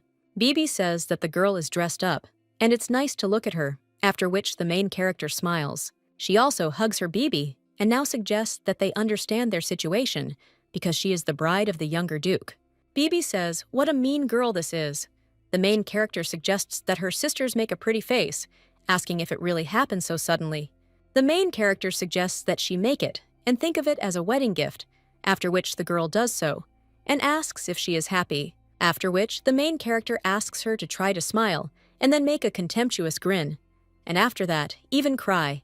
Aisha says that's great, and then it's decided the main character immediately turns to her father-in-law, who runs up to her, after which the main character tells him to fire this maid, and the girl in shock asks what she is talking about, and the main character asks to be sent to an art academy in the south. The man then says that she can do whatever she wants, and the little girl asks if this is true. The duke says that it is the duty of the mistress to manage internal affairs, and the little girl repeats the mistress's words once again. She realizes that at that moment, the reality hit her that she had truly become part of Bastian, and she finally has a family. People also say that from now on, he's no longer a future father-in-law, and the man says that she's no longer a contender for a daughter-in-law either, after which the main character asks her father-in-law to take care of her, and the man sighs and agrees with his daughter-in-law. At this time, the butler turns to the owner and states that everything is ready, after which the man suggests going. A little while later, he takes the little girl to Levi, and the main character says that he is so cool. The little girl also spins and asks if she is beautiful, to which the guy replies that she is, after which the girl stands next to him, and everyone congratulates them on their engagement, and the wolves also start to chant in chorus. A little while later, the young man is already preparing to leave, and the main character takes him by the hand and tells him to be careful. And he was wary of mercenaries or anyone like them. The young man agrees, and the girl tells him to study hard and stay healthy. The main character also says that she will miss him, to which he replies that he will too. Aisha also says that she will try to write letters every time, to which he agrees. The little girl claims that when her husband leaves, all that remains is to wait for the summer holidays, and then the guy offers to spend it later. The main character asks what he is talking about, and the young man climbs onto the horse, and he claims that he talks about their wedding, after which he leaves. Aisha realizes that she never thought that her heart would flutter from the words of a young girl. At this time, the horse turns to the lady and asks how she is getting on with her marriage, and the girl replies that she is glad that their marriage is so organic. Her interlocutor asks what she means, and the girl replies that it is a relationship between a father and a son. It's a big mess. The little girl turns to her father-in-law and says it's too much. The man asked his daughter-in-law what she wanted, and the main character claimed that he didn't even come out to see him off, to which the man replied that he would never see him again anyway, since all the attention now belonged to the lady. At this time, someone else turns to these two and asks for forgiveness. The butler claims that this is a message from the Duke of Campbell. The main character understands that this is the same one who became rich from the fortune of the never-ending emerald mine. He gave the imperial family huge bribes from the sales of emeralds, which raised him 2 steps from count to duke. He is the complete opposite of Bastian, the founder of his own kind. Aisha asks if she can really read it, and the man replies that she has to. When the main character opens this letter, she is shocked. And the rest of the people in the room ask what happened, to which she replies that she can't read. The Duke then says that the little girl should be taken away from there, to which the butler agrees, and the girl turns to her father-in-law in surprise. She also cries out to Grandpa Hugo, asking where he's taking her. The man replies that from now on, she should just call him by his first name, not Grandpa. At this time, the Duke picks up the letter and reads that the day after the assassination attempt, he is sending a letter with inquiries about health. And this Duke seems to be asking if no one was hurt and if everything is okay. So the man asks, "What kind of insolence is this?" Meanwhile, in the Rev Academy, men's dormitory, it's time for morning roll call. The man says that as soon as he calls their name, they should come for the letter, after which he begins to read the names one by one. And then the man even reads the name Levi Bastian and claims that the sender of this letter is Aisha. The young man immediately snatches the letter from the man's hands, and his interlocutor asks who the sender is, after which the guy replies that this is his daughter-in-law, and then says that he will go. Everyone is shocked and screaming, "Does this ice cube really have a daughter-in-law?" Well, the man tells them all to be quiet. At this point, the young man opens the letter and begins to read it. A girl has written in it, asking him to help her. The girl also claimed that the place where Grandfather Hugo dragged her turned out to be a library connected to the bedroom. Then she wondered why the bedroom was connected to the library, and they told her the reason right away, because it was so that she could pass out while she was studying. Well then, the main character writes that now she can at least write simple sentences. The girl also wondered if this would work out too, after which she picked up a piece of paper and a pen, after which she handed over what she had written to Grandfather Hugo. And a little while later, Bibi burst into her office. She screamed in shock, asking why she was fired, and how could it be done so suddenly. The main character replies that she did mention it, but her interlocutor insists she thought she was just joking. The main character wonders why, since she is a serious person who doesn't know jokes. She also asked if Bibi was happy, and she asked what she was happy with, to which the girl replied that she was working as a maid. Her interlocutor cannot answer this, after which the main character says that the Bastions do not need a servant who has lost her pride. So let her go and find her talent, and she knows the Sol Academy. It is the second most famous academy in the Amanta Empire, after the Rev Academy, and specializes in the arts. The girl claims that she told Grandpa Hugo that she could go there right now. Exams, well, but if she fails, then let her not even dare to come back. Her interlocutor then tells the girl to wait and asks why she is doing this for her. The main character turns to Bibi and claims that she has almost nothing. The lady understands that in the original, Aisha was a princess with outstanding abilities and a wonderful character, enjoying popularity among all the people. But that was all. Most aristocrats ignored her, considering her a representative of the lower class. And in the end, she had no power left except the title of saint. The girl understands that she simply does not want the same fate as hers, and therefore says that she wants to help. She just believes in her abilities and invests in her for the future. But they say that people are the best asset, so she thinks that the girl is worth her investment. If she succeeds, let him repay her. Double Baby smiles in response, and then they make a pinky vow. Her interlocutor tells the girl to wait, because she will do everything so that she does not regret it. The main character watching the girl realizes that she has grown so much. Aisha also understands that Bibi has left, which means it's time to study, and she needs to write a letter to her husband, because this also counts as writing practice.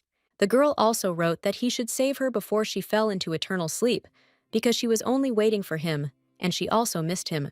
At that moment, the Duke appeared next to her and asked who she was missing. The little girl was shocked and scared, and immediately closed her letter, but the man insists that he was just asking. The main character looks at his clothes and realizes that it is almost time for dinner, after which she wonders if he's dining out today.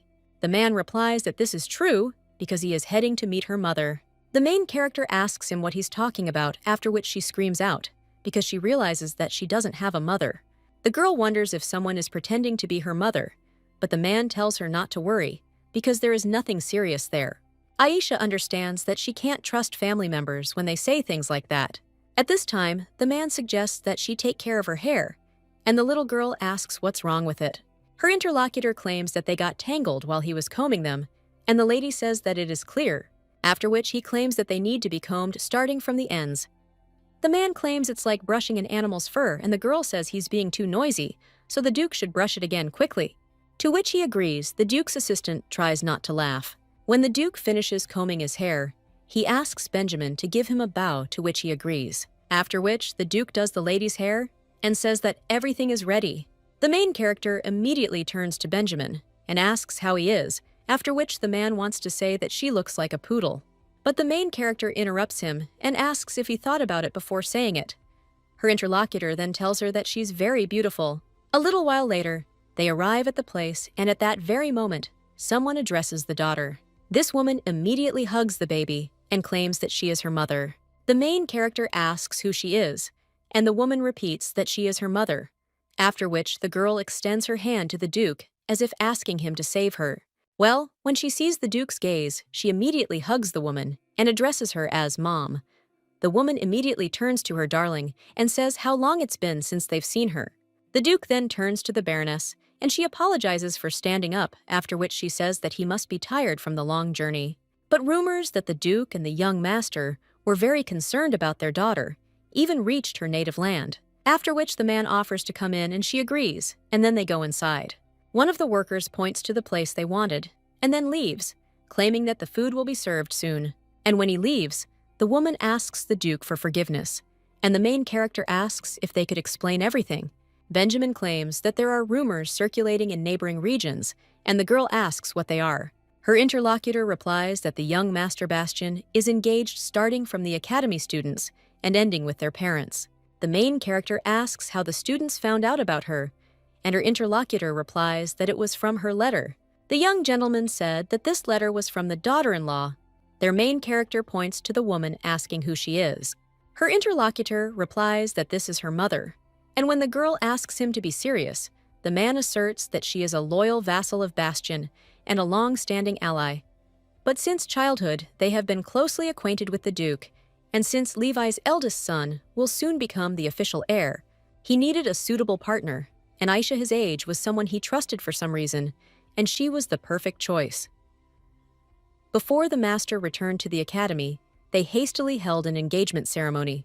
Even though Manet is far away, they decide it's worth honoring their mother with a belated visit. The main character asks if a fictitious family is really necessary to maintain status, and her interlocutor replies that it's something like Togo. The girl claims that she should have said something right away, but her interlocutor replies that they didn't want her to worry unnecessarily.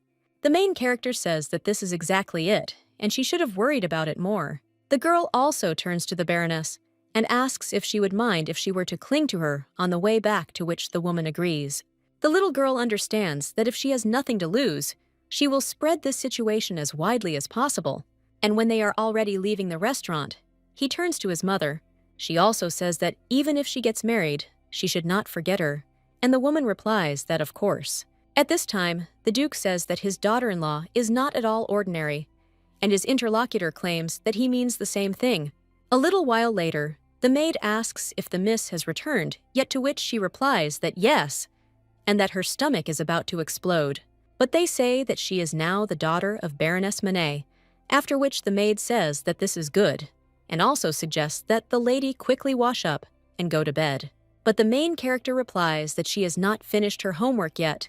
Her interlocutor says that it is already late, so let her get up early and do it tomorrow, after which she says that this is correct, and then she will rest today. But at the same time, someone else is watching the lady, and he asks if this girl is the young Master Levi's fiancée. A little while later, the main character realizes that it has been unbearably hot lately. At the same moment, someone turns to the miss and says that she received a letter, and the girl asks who it is from.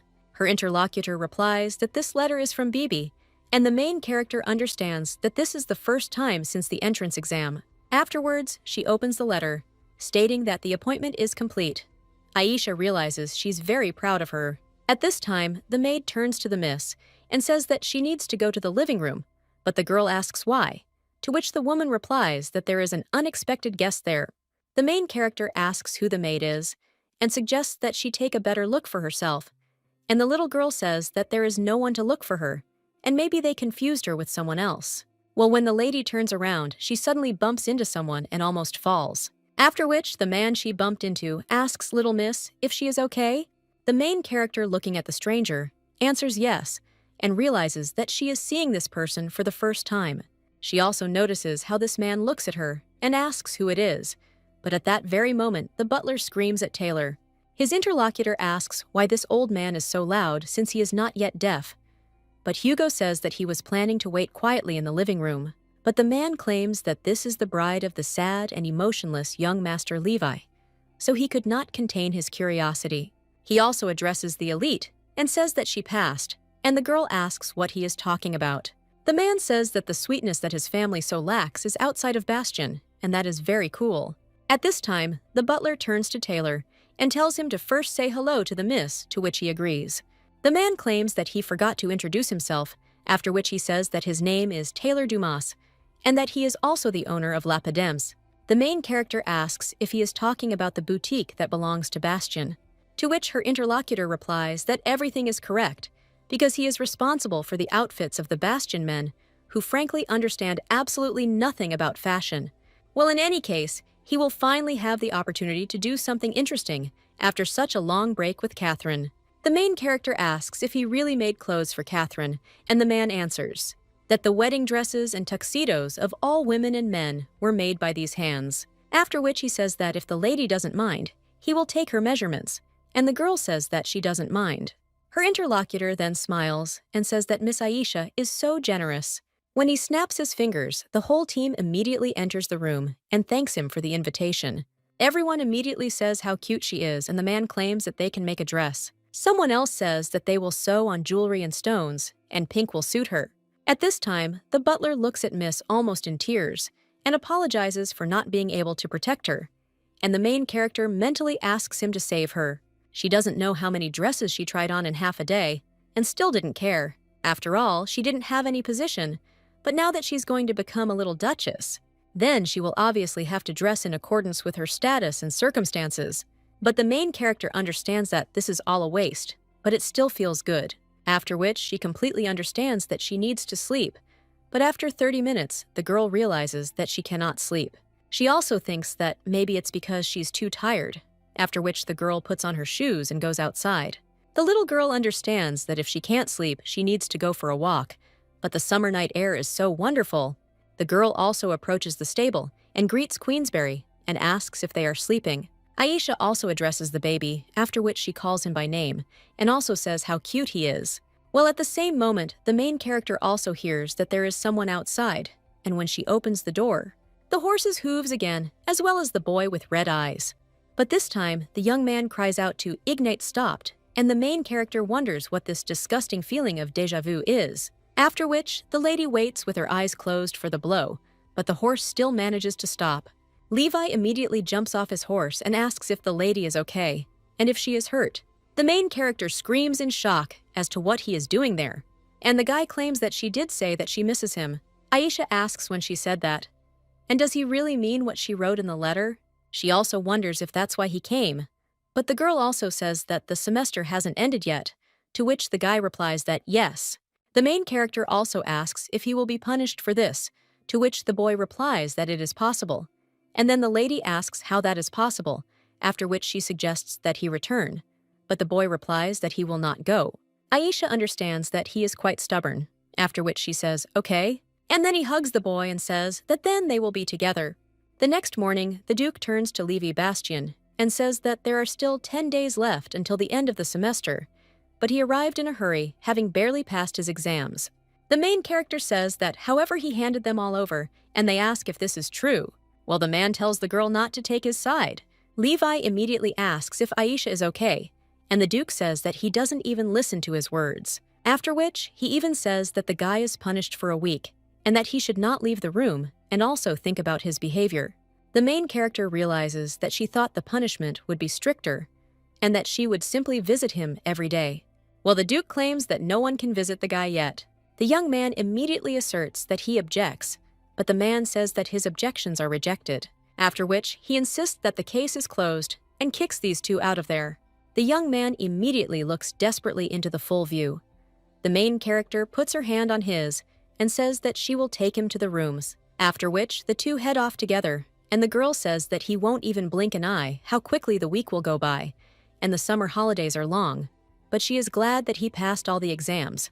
After which, the girl tells him to wait, and asks if it is because she told him to pass them well. But since he listens to her so well, why didn't he answer the letter, to which he replies that he was going to write every night? Aisha asks if he was really planning to, and the guy replies that he has so much on his mind, and he thought for a long time, but couldn't write anything. The main character thinks how cute he is, after which she claims that they have arrived, and tells the guy to come in. But he doesn't move from his place, after which the lady tells him to come in quickly, because suddenly he gets scolded again.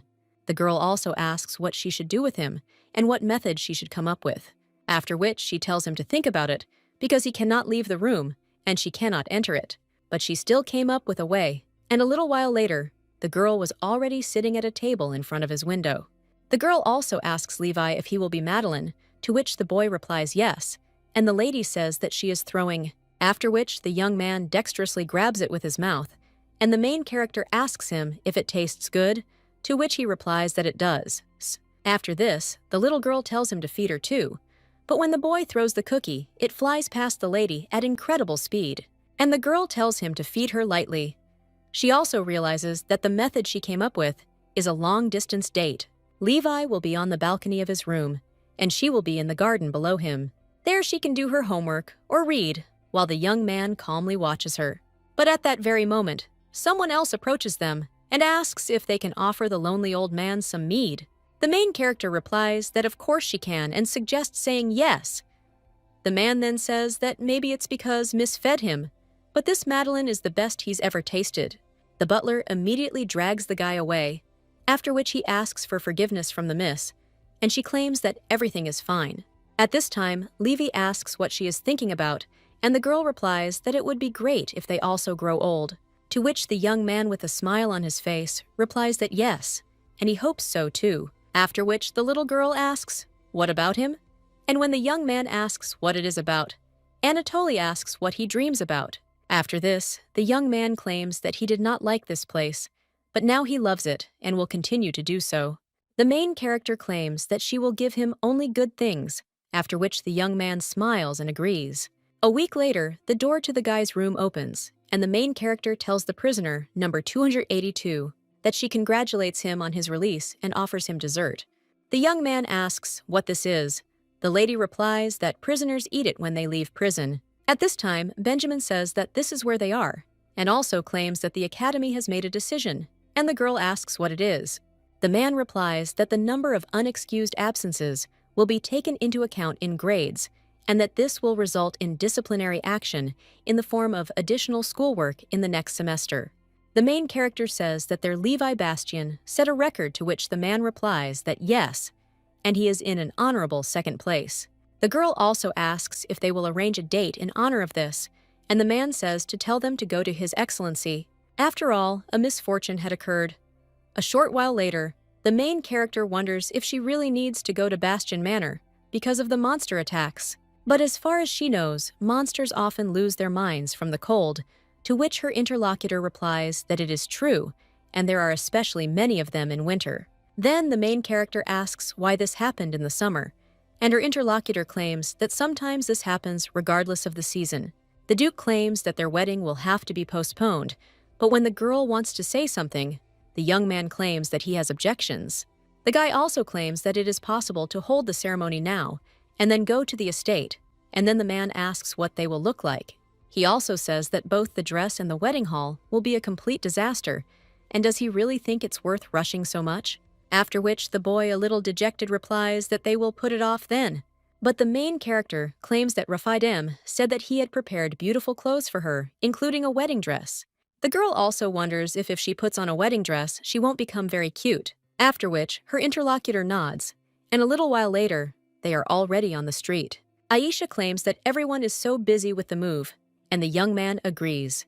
The girl also says that she will finally meet him, and the young man asks who. The main character replies that she is talking about the young gentleman, who is his younger brother, and his name seems to be Frains. The guy then replies that yes, and the main character asks what he likes and what he doesn't like, because she heard that he has a difficult character. The girl also wonders if he has a harsh character, or is like sandpaper, or maybe like an iron sponge, is silent for a bit after this, and then he heads off somewhere and claims that he doesn't know. The main character wonders what's wrong with him, because he seemed to be in a good mood just now, after which the girl wonders if he is jealous, after which the girl says that, as she heard, the young gentleman is also handsome, and they say that he is a cute and handsome young man, so she can't wait to see him, and they will get along. The lady also claims that she wants to see him as soon as possible, but then she realizes that she has gone too far. It's absurd to say this to someone who rushed home from school because of one of her letters, and it was funny, but it needs to stop.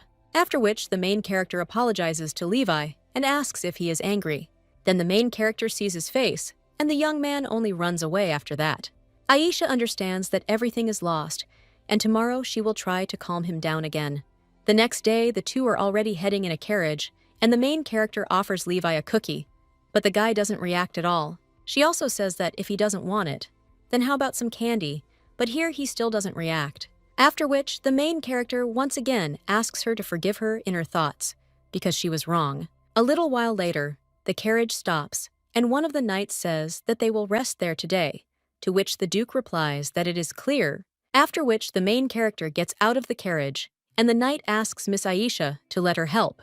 However, when the main character is about to agree, she notices the looks of her family members, which seem to order her not to accept help, after which the girl says that she is grateful, but for the sake of peace in the family, she must refuse. When the lady moves on, the Duke turns to his daughter-in-law and says that it is impossible to cheat, to which you reply that it is natural. The main character also exchanges glances with Levi, and he only looks away, after which the girl says that he is an offender. The man asks who it is, and the lady replies that it is his eldest son. A little while later, she asks if he was the same kind of betrothed, and the Duke asks what kind, to which the girl replies that he plunged her into an eternal sleep with jealousy. The man says that if he deserves it, then let her hit him, and then he will be obedient. The main character thinks what this means, and at the same moment, the maid turns to the miss and says that it is time for lunch. The girl replies that yes, but she will decide to tell them one question. A little while later, the main character is already heading after Levi and calling him handsome, but the guy doesn't turn around, and the girl understands that she apologized yesterday and practically crawled at his feet today, but he still ignores her.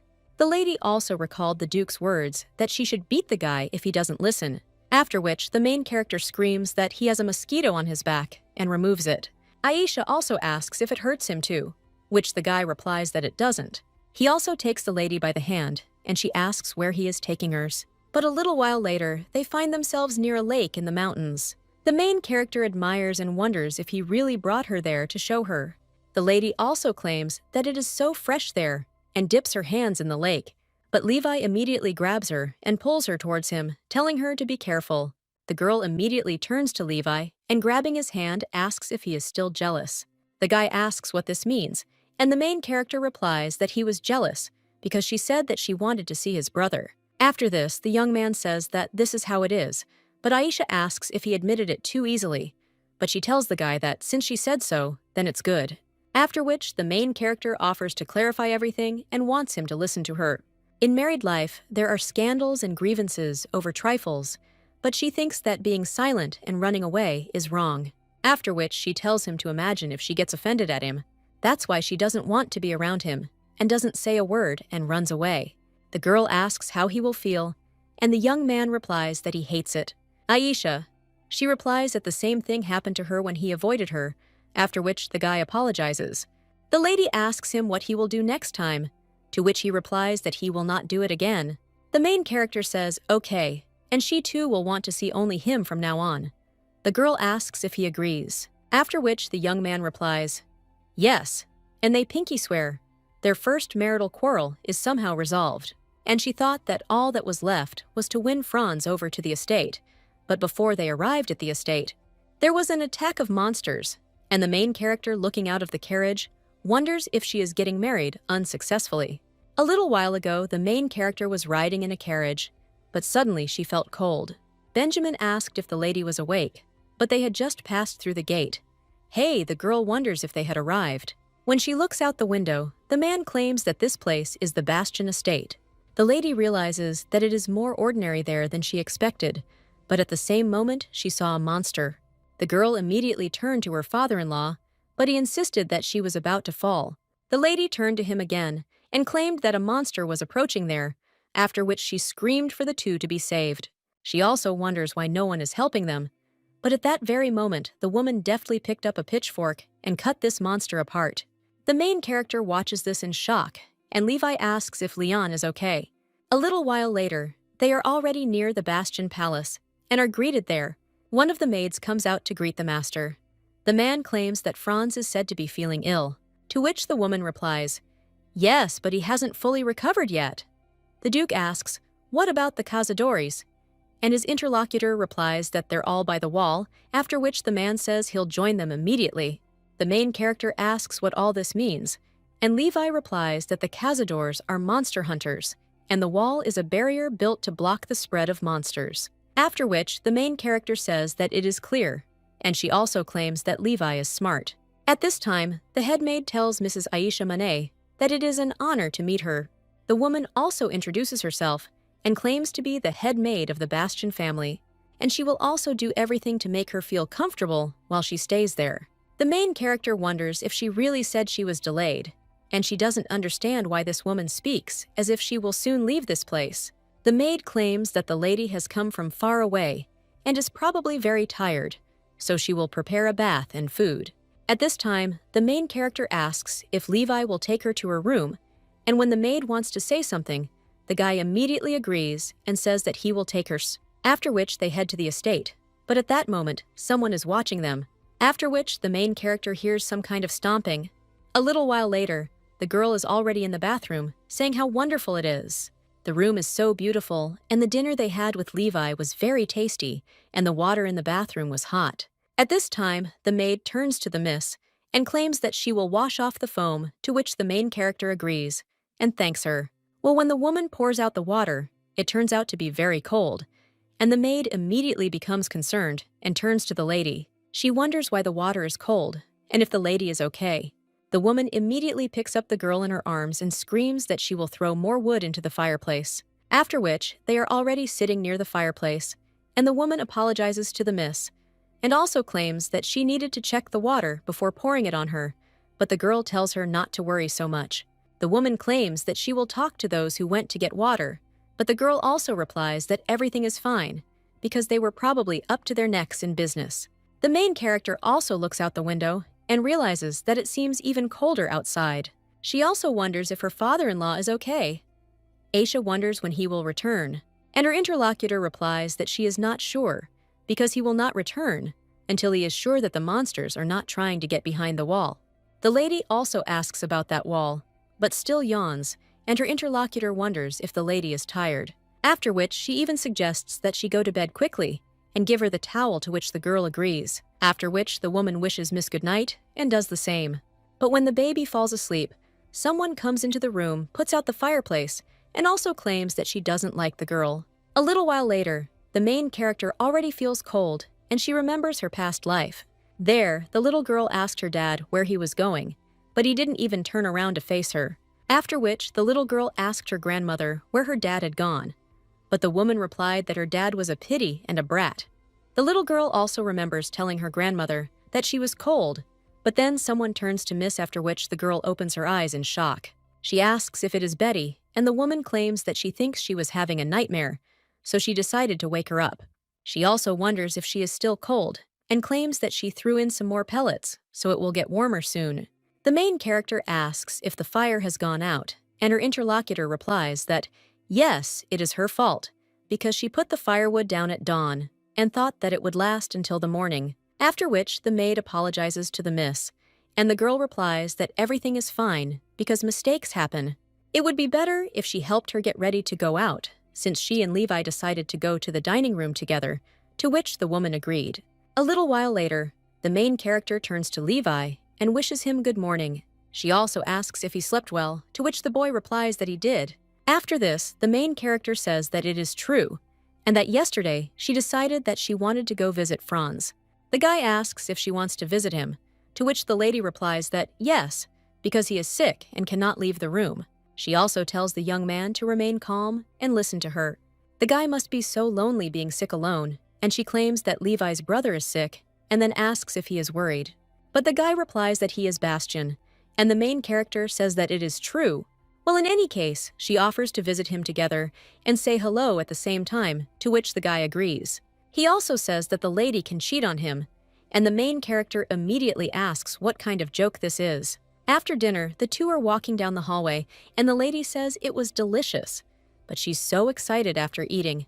However, when the lady wants to move on, the guy suddenly notices something strange, after which he stops the girl and pulls her towards him. While the main character asks what happened, water pours from a bucket behind her, and the girl looks at the puddle in shock. She also thanks Levi and wonders if it is a coincidence, and that a lot has happened in a short time. Suddenly, crows appeared and attacked Aishu, after which there was a trap in front of her. The main character wonders what this is, and whether this is some kind of welcoming event in the style of Bastian. But she came out too aggressively. Well, when the girl thinks who could have done this, the guy closes her eyes. The main character wonders what this sudden touch is, but out of the corner of her eye, she sees a mouse that is not alive. The girl immediately turns to Levi and says that she is fine, after which the girl approaches the mouse and realizes that these wounds are as if she was pulled out of a rat trap, after which the main character realizes she needs to bury this rat. Levi turns to the girl, who insists that she said everything was fine, after which the girl prays that this rat will certainly go to a good place. The lady also claims that she is going to wash her hands, and the guy offers to go together with her, but the girl refuses and claims that she will go alone. The girl also suggests that he wait for her there, and understands that she will not be able to find out who is bothering her if she goes with Levi, and otherwise she will become a meat shield. The main character thinks that no matter who tries to bother her, she is there to take revenge on him for every dead rat. But when the girl runs into the lobby, she thinks why there is no one there.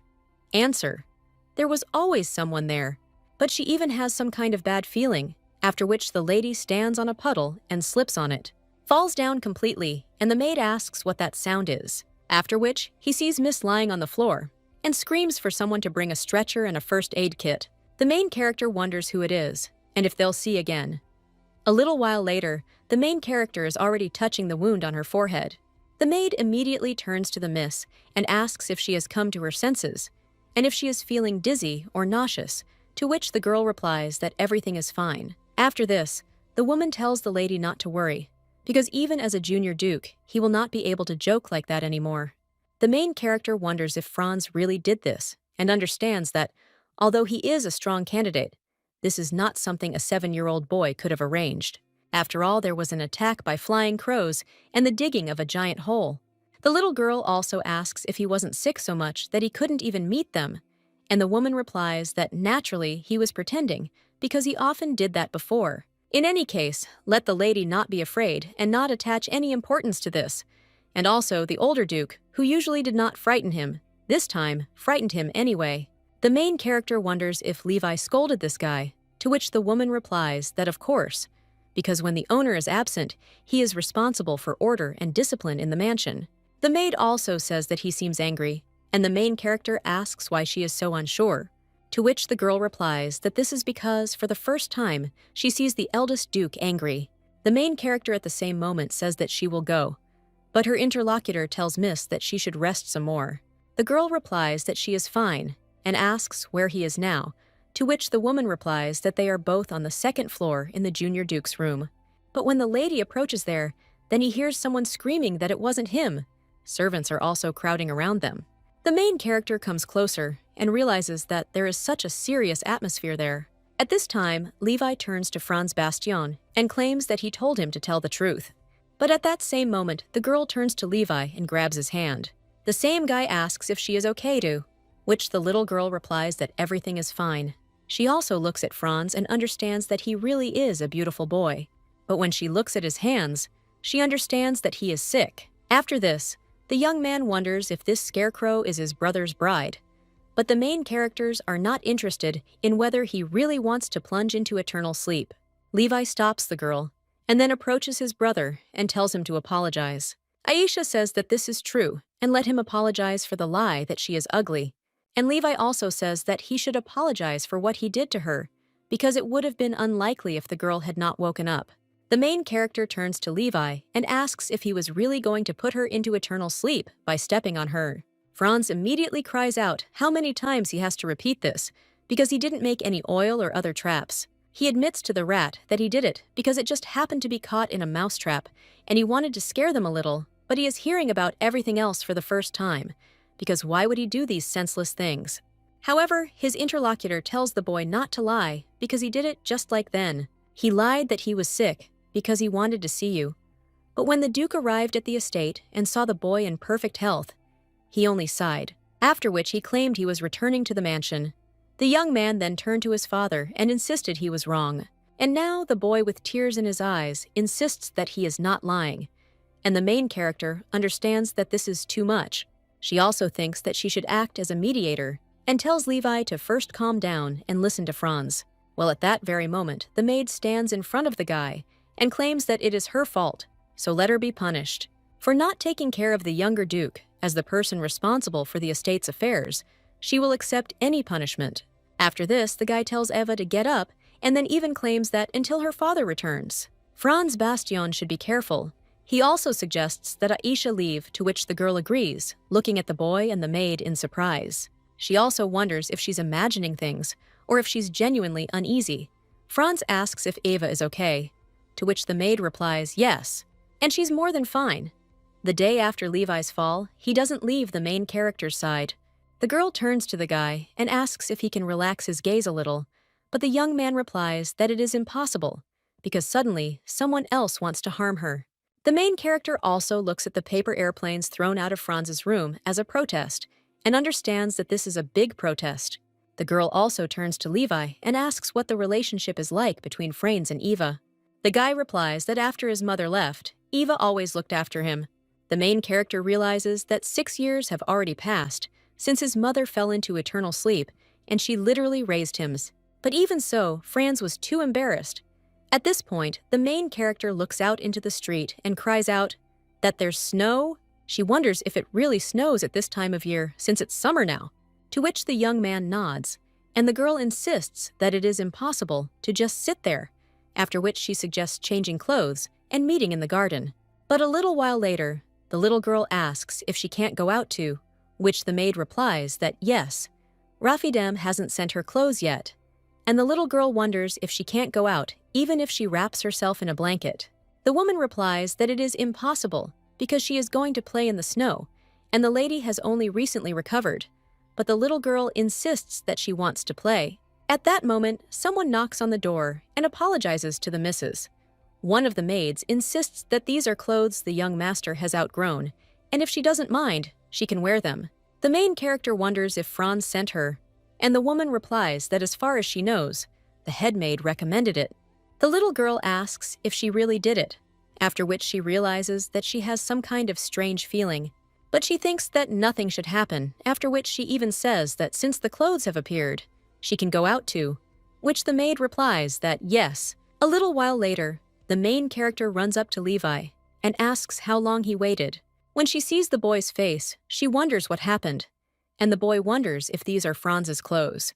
The little girl replies that yes, it is cold outside, so she borrowed it.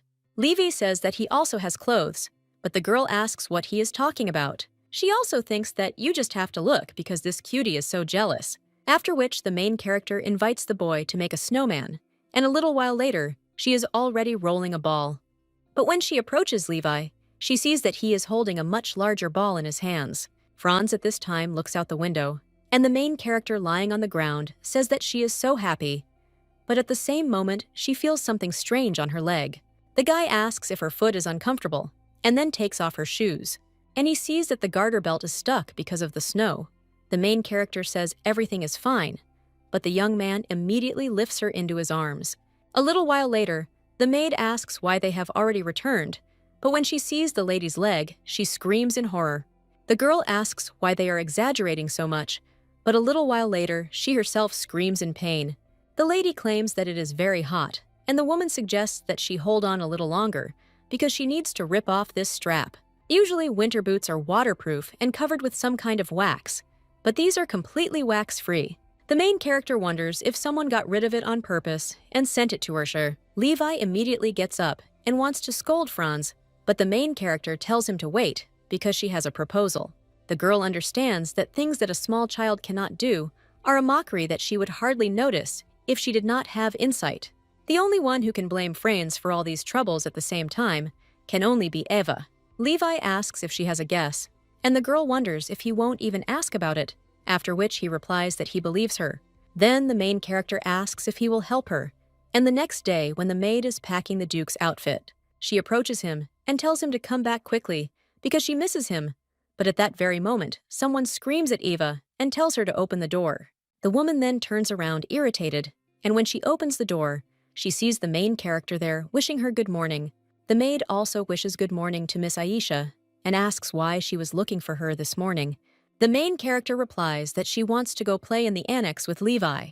The woman then apologizes, but claims that Bastian's treasures are kept there, and this is not a place for games. And the main character says that she is curious, and maybe she can go with her too, which the woman replies that it is difficult. The girl decides to use her weapon and screams that she will marry Levi anyway, and these keys will become hers. Usually they are controlled by the missus, but now she is not there, so the girl is just guarding them for a while. The woman then says that someone like her remembers Miss, and the main character says that all Bastians are like that, and Levi too, after which the little girl asks him if this is true. The girl also says that Ava is not a missus, but the woman thinks that this girl should not be mistaken. After which, with a smile on her face, she says that she obeys her will. A little while later, they are already approaching there, and the little girl asks Levi if he has been there often, to which the boy replies that he has not. After which they go inside, and the girl says that it's so much fun there. She also turns to Eva and tells her to open this door, and when they go inside, the girl says how many jewels there are, and it's so cool there. The main character understands that now she needs to throw the bait, after which she turns to Levi and claims that she blued something while she was going there. The little girl asks if he can go look for it, to which the boy agrees, and the main character thanks him, saying that he is the best. The girl also claims that there are so many interesting things there, and when she is going to touch one of the stones, then the woman slaps her hand. She then apologizes, claiming she didn't mean for the lady to ruin a precious family heirloom. Aisha apologizes and claims that it was so beautiful that she did it without thinking. The main character also says that it seems like there is all this amazing stuff there. There is an incredibly beautiful sword there, as well as a ruby larger than a fist, and the auntie who acts like a stepmother when she's not there. This only makes the woman angry. But at that very moment, Levi returns and claims he checked everything and there's nothing there. After this, the little girl says that it seems she was mistaken, and thanks Levi. At this time, the young man asks what happened to her hand and whether she was hurt, to which the little girl replies that it's nothing serious, and the young man says that it's swollen. After which, the girl tells Levi to carry her because her leg hurts, to which he agrees. The girl also says that they will go first, and when they leave, she sticks her tongue out at the maid. As they walk down the street, the little girl realizes that no matter how much she thinks it is disgusting, this woman took advantage of the absence of the hostess and placed all the blame on Franz. But all this is possible because Franz valued Ava very much. The girl also asks Levi if he also likes Ava, to which he replies that he does not. The main character wonders if this is true, but she thought that he valued her because he treated her in a special way. The young man replies that it is because Franz likes her, and then the main character asserts that she can tell because it seems to her that Ava is the culprit. The guy at the same moment claims that he will destroy her, but the main character suggests that he calm down because they don't have evidence yet, and the young man says that even if there is none, at that very moment the main character replies that this is impossible because they are needed and only then can she be tortured.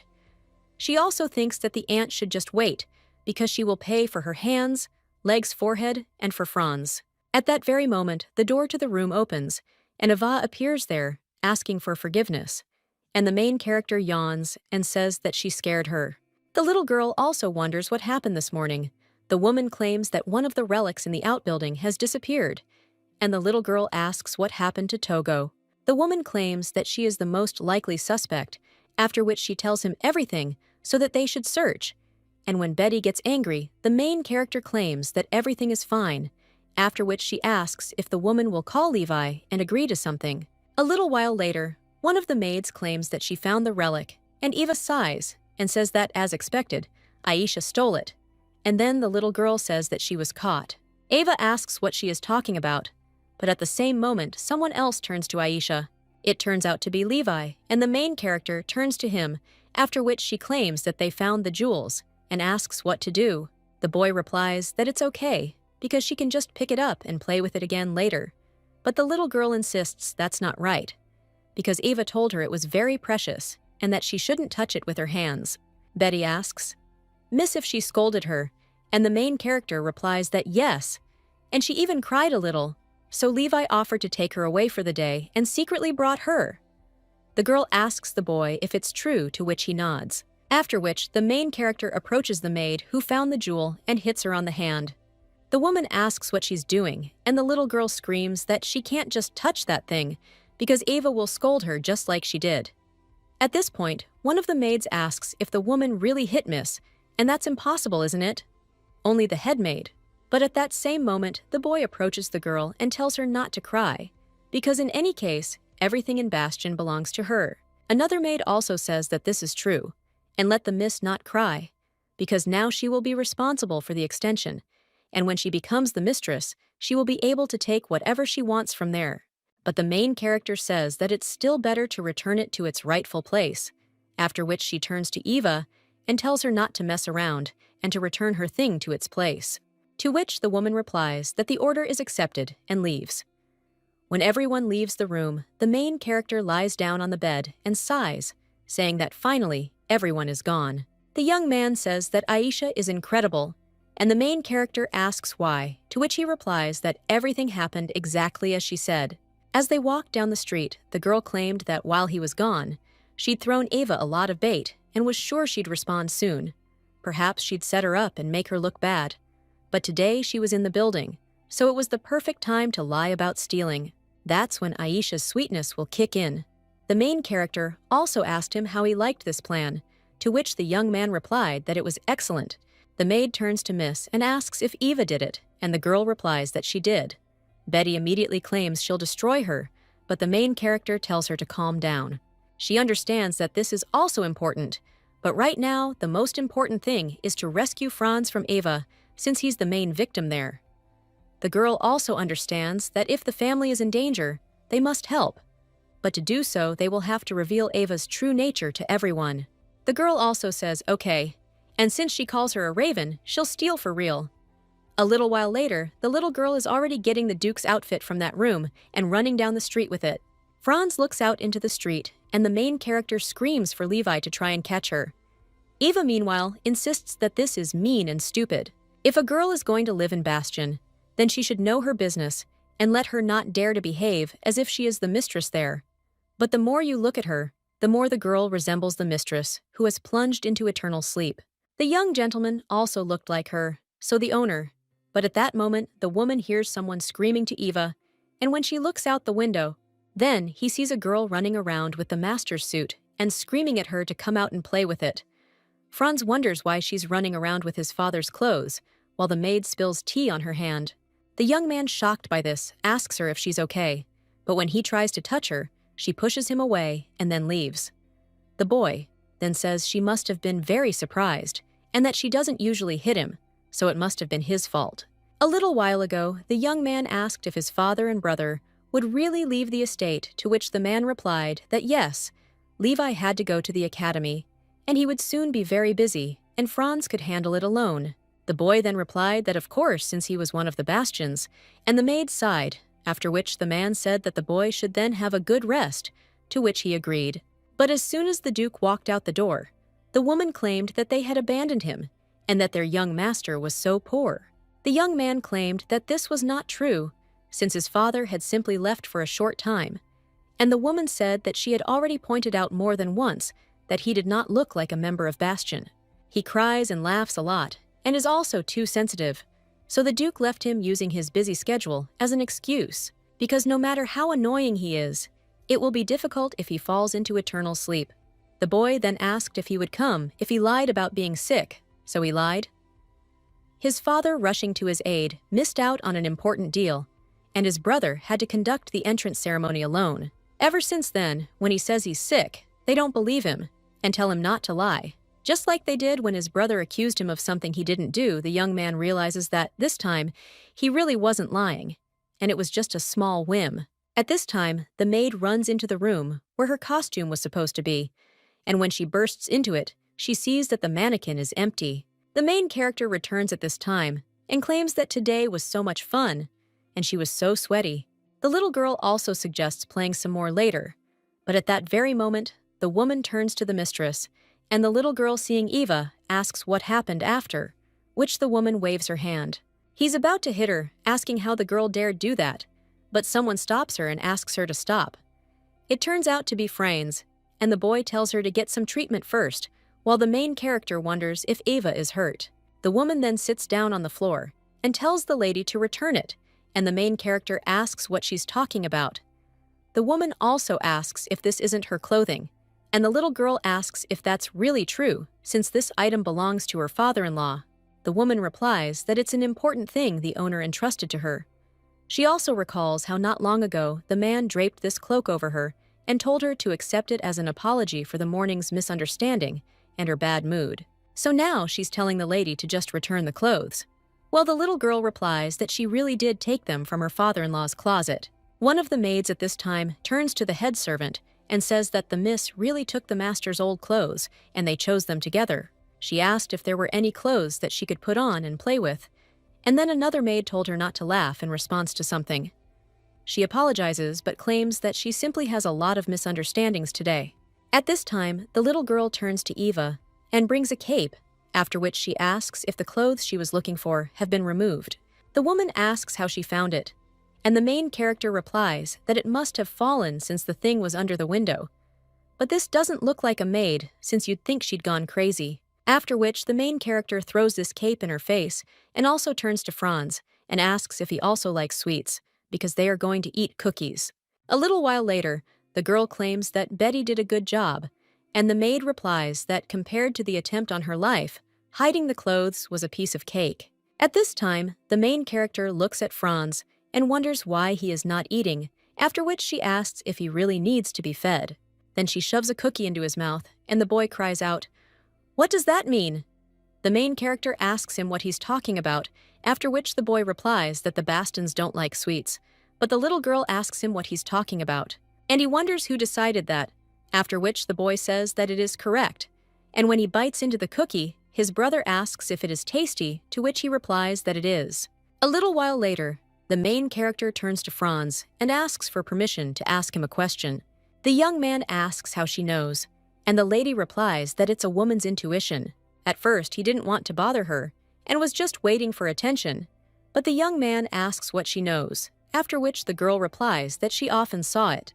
However, when she wants to talk about it at the shelter, she stops you and claims that she often saw little black kittens who were just as deprived of love as he was. But the young man asks what she is talking about. The main character replies that she is talking about little kittens, but the young man claims that she herself is like a little puppy. After this, the little girl says yes, and she is as cute as a puppy, after which she asks what the result is. She also asks if he still likes Eva, to which the boy replies that yes, but he knows that he can no longer be near her, and if Eva is happy, then she is happy, and if she is sad, then she is sad, and if it hurts, then it hurts both of them. And the main character says that she thinks it's because of deep affection. But if he was really dear to her, then she wouldn't drag him into her pain. Levi then gets up from his seat and apologizes to his brother for saying that he was lying. He talked about this because he didn't want to experience those emotions again, and the young man asks what they are, to which he replies that it's anger, after which the boy asks why they didn't pour out, to which he replies that it's because in addition to this, they were worried about him, after which the guy strokes his brother on the head, and he starts to cry, and the main character immediately says that Franz is crying, and then immediately wipes away her tears, and claims that he is not crying. The girl also claims he has a runny nose, and the boy cries out that it's running. A little while later, Franz says that they will now hand Eva over to her father, and they can tell him everything together. Well, the main character asks if he is joking, after which the young man asks what she is talking about. The girl claims that she has been through so much, and shouldn't they leave her a terrible gift as a keepsake before leaving? The boy asks what it is, and the main character replies that she is talking about a game of hide-and-seek. There was nothing special about Eva Monji. Her look skills and background were all average, but it wasn't like she was lacking anything until her family went bankrupt due to her father's debts, and she was sold to the Bastian family, after which she was introduced to the Duke, or the woman claimed to be at the service of Master Wolfgang Bastian. These are the dukes who have the devil's red fluid flowing through them. The girls with the red liquid of the gods, whom they took as companions, were people regardless of origin. But she still thought she had a chance. Before he found this, and a little while later, the Duke returned to the estate with a lady and claimed that he found her on the way. This woman made the cold owner laugh and joke. The woman of unknown origin, who became the new mistress of Bastian, is that damned Catherine. And now he also brought Aisha Mane, and this cunning little girl. So now it's her turn. Their woman claims that she has waited so long, so she will plunge her into eternal sleep. But at that very moment, she hears someone knocking and asks who it is. But when no one answers, she thinks that maybe she misheard. However, someone knocks again, and the woman grabs the lamp, and then comes out screaming, "Who is there?" However, there is no one there, and the lady screams, "Is there really no one there?" At the same moment, she hears some sound, as if something fell. The lady also says that it's a bit scary there, and maybe she should stop. But at that very moment, someone grabs her hand, and it turns out to be Franz. The boy also tells her not to go there because it's a trap. And the woman says how much he looks like her, but she so hated those purple eyes behind the mask. After which she raises her hand and screams, so that the young man does not look at her name. Then she pushes him down the stairs, and when the young man turns over, the woman immediately runs up to him, and getting ready to grab him, tells him to be careful. But when she sees those eyes again, she immediately moves away, after which the boy falls. But at that very moment, candles are lit all over the house, and when the maid looks down, she sees that the boy has been caught by the servants, and they are asking if the young master is okay, and if he is hurt. Someone else says how scared he must have been. But at the same moment, someone else turns to Eva. It turns out that the main character and the little girl are wondering what this means, and the woman replies that it was a mistake, and the main character is wondering if pushing the boy off the railing and watching him fall is in her opinion a mistake. But she squandered the last chance Franz gave her with her own hands. Leon, meanwhile, points to the woman and orders her taken to prison. A little while later, Franz is already lying wrapped in a blanket and says that women are so ugly that he cannot trust them. But the little girl insists that she is also a woman. The boy asks what kind of woman she is, and the little girl wonders if he really considers her a man. After which the young man replies that she is his daughter-in-law, and the main character smiles. The girl says she understands how upset he is, but it's okay because he has his father and Levi. The young man inquires about her and asks where her family is, but the main character wonders where her husband is since he's there. The boy insists he's not talking about that, but at that moment, someone else enters the room and asks if they're okay, since he heard the news and came running. It turns out to be Benjamin's. The man insists that if they had problems with the maid, they should have told him about it long ago, but the main character says that everything has already been resolved, so everything is fine. She also wants to ask something. The main character snaps her fingers, after which the maid brings the Duke's cape. Aisha asks if he recognizes the garment. The assistant insists it's His Excellency's jacket, and the girl replies that it is, after which her interlocutor reveals that he wore it 6 years ago at Catherine's funeral. Aisha wonders how he still remembers it, and the man asks why he shouldn't. But in any case, the girl says she was with Eva, after which his interlocutor replies that it's true, since His Excellency himself covered her with it. The main character, shocked, asks what he's talking about. The girl is already imagining various scenes, but thinks it can't be true. However, at that very moment, the main character hears a rumble in the street and cries out, asking what happened. Afterwards, she looks outside and sees a multitude of monsters, and the maid shouts for everyone to be on full alert. Levi claims there are more monsters than usual, and the protagonist asks how many there usually are. The boy replies that there are no more than 10, but now there are many more. The boy immediately turns to someone, and a knight appears next to the young gentleman, after which the guy tells him to bring his sword, and Franz tells him to bring his bow. The main character asks if they will also go catch monsters, to which the two reply that of course they will. The little girl asks if it's really dangerous, to which one of them replies that despite the danger they need to go, because they are bastions, after which the girl asserts that then she will go too, because she is also a bastion. A little while later, they find themselves on the street, and the girl tells Levi that they need to go, after which they move on, and the young man cuts down one of the monsters, and the main character says that he fights so well. The guy asks her if she's okay, to which she replies, yes. Despite the disgusting smell that makes you want to puke, everything is generally fine. Then the young man invites her to go inside and rest for a while, but at that very moment, someone says what they want, and the two look at each other. But at that very moment, a flying monster appears and looks at the main character, after which they again hear the voice saying what it wants. The monster then heads toward the main character and declares what it wants to see. Well, when he almost attacks them, the guy deftly cuts him down, and the main character asks if Levi heard this too, to which the boy replies that he did. The main character realizes the monster is talking. She's never seen anything like it, even in the original, and maybe she missed something. One of the knights cries out to the young master, claiming he missed one in the middle. But when the little girl turns around, she sees the monsters. Levi immediately leaps onto him and slices him down.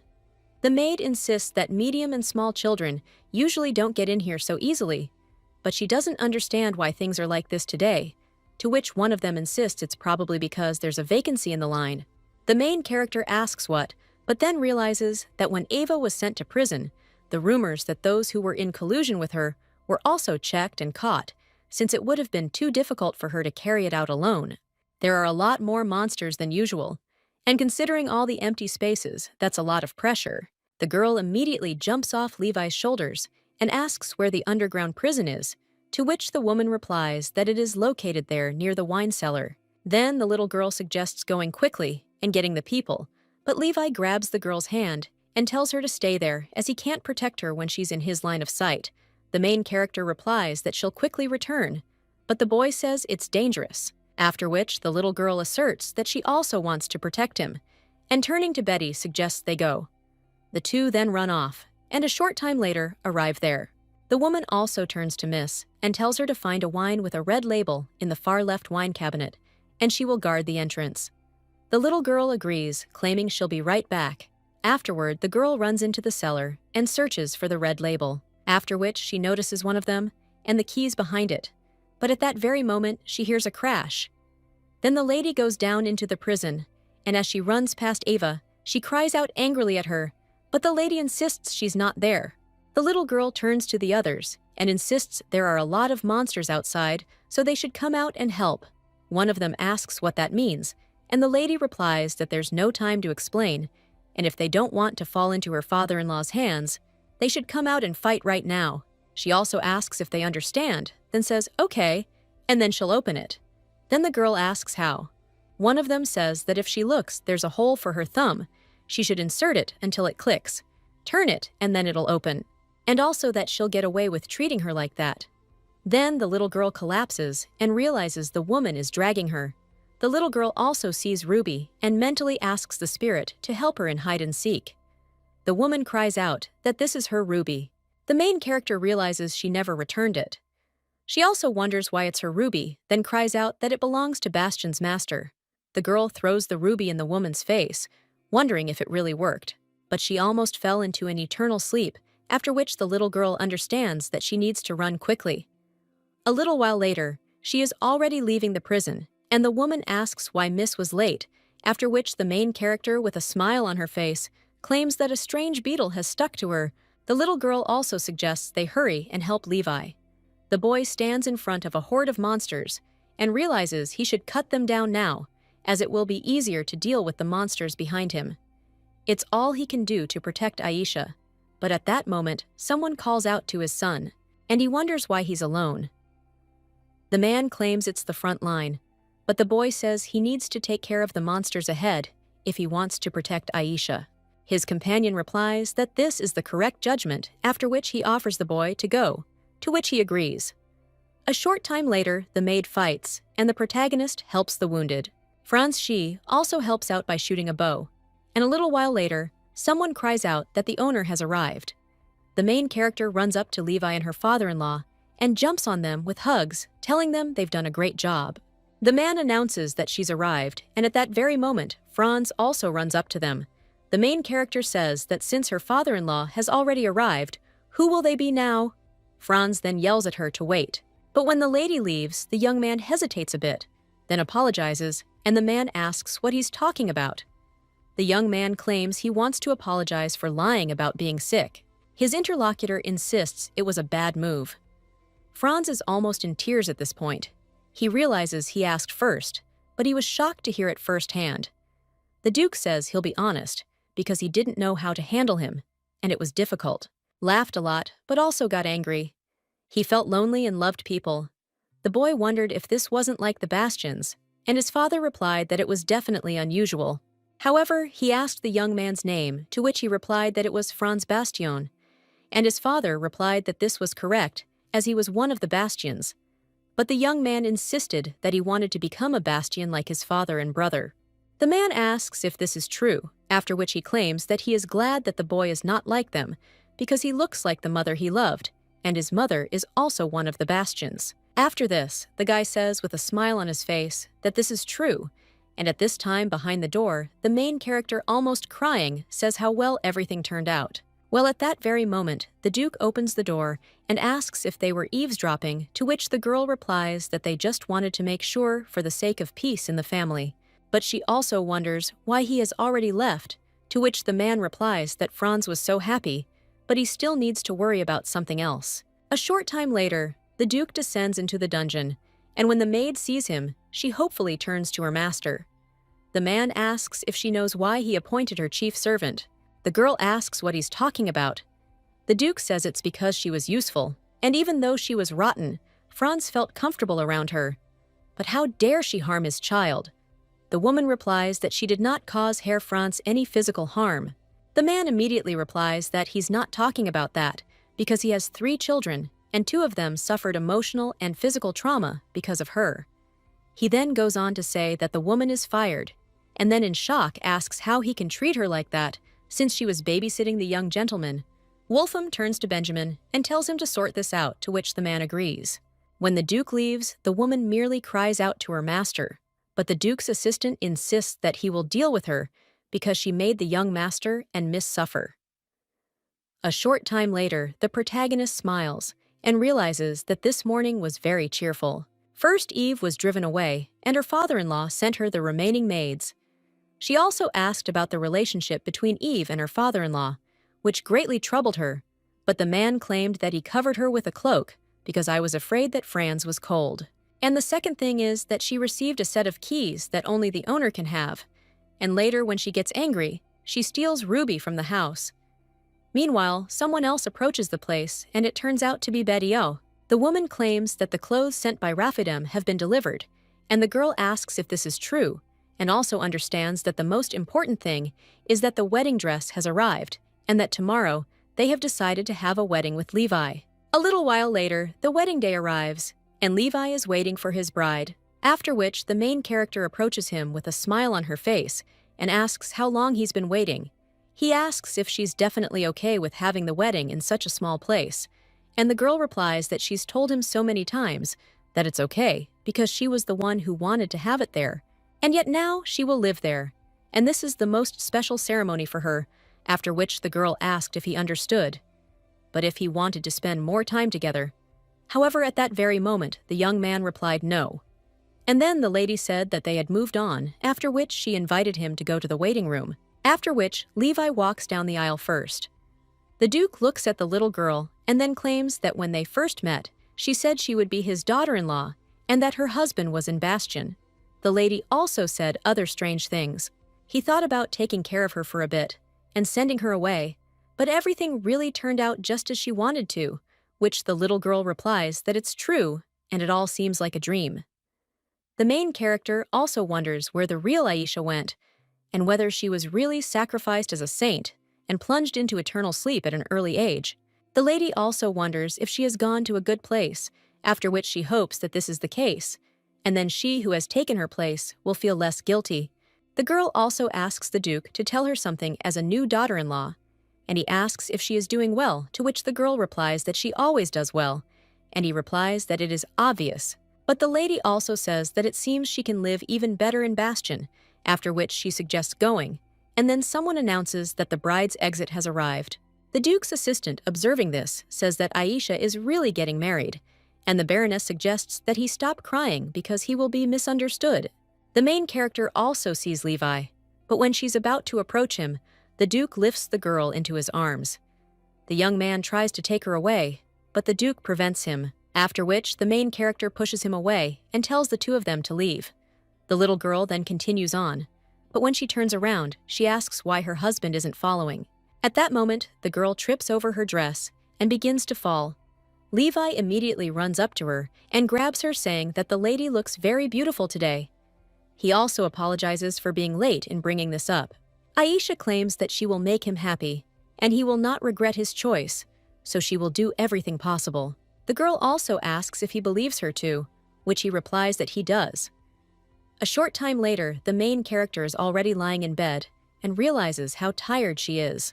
The girl heard that the ceremony was held in a hurry, so only visiting families came, but there were still a lot of people. Now the young man claims she's a good girl, and the main character with a smile on her face asks if they'll go to the wall tomorrow. The boy asks what she's talking about, and the girl claims she's talking about the dark wall and suggests they go to Cassador. Her interlocutor claims that it is dangerous and asks why she needs it, and the girl replies that now she is also officially a Bastion according to her documents, and if it becomes dangerous, he will protect her, to which the boy replies that yes. He also asks if she told anyone about what they heard that day, to which the little girl agrees, understanding that the monster is a creature believed to be the spawn of a demon. If she revealed that only they heard its voice without proof, she would be wrong. They would be considered demonic heretics. Levi is a descendant of a demon, so it's not surprising for him to hear them. But if she, a saint, revealed this secret, she would be executed at worst. So the little girl understands there's no easy way out. At this time, the guy turns to the girl and asks if he should kiss her, which causes the girl to become shocked and ask what he is talking about. The guy claims that they are now married, so it's okay, but the lady says that's not the point and asks why it happened so suddenly, to which her interlocutor replies that she seemed depressed. The main character asks him to wait, but at that moment, someone opens the door and asks what they are doing there. It turns out to be the Duke and Franz. The main character immediately screams and asks what they're doing in the newlyweds' room. The man replies that it's just a formality, so he told them to meet and leave immediately. The girl replies that they were resting, and that's why they forgot, and Franz immediately approaches his brother and asks if he's okay, to which he remains silent. The main character suggests that they all sleep there together, since she's too lazy to go to the room. The man asks what she's talking about, but the little girl insists that if they don't want to, then they don't have to.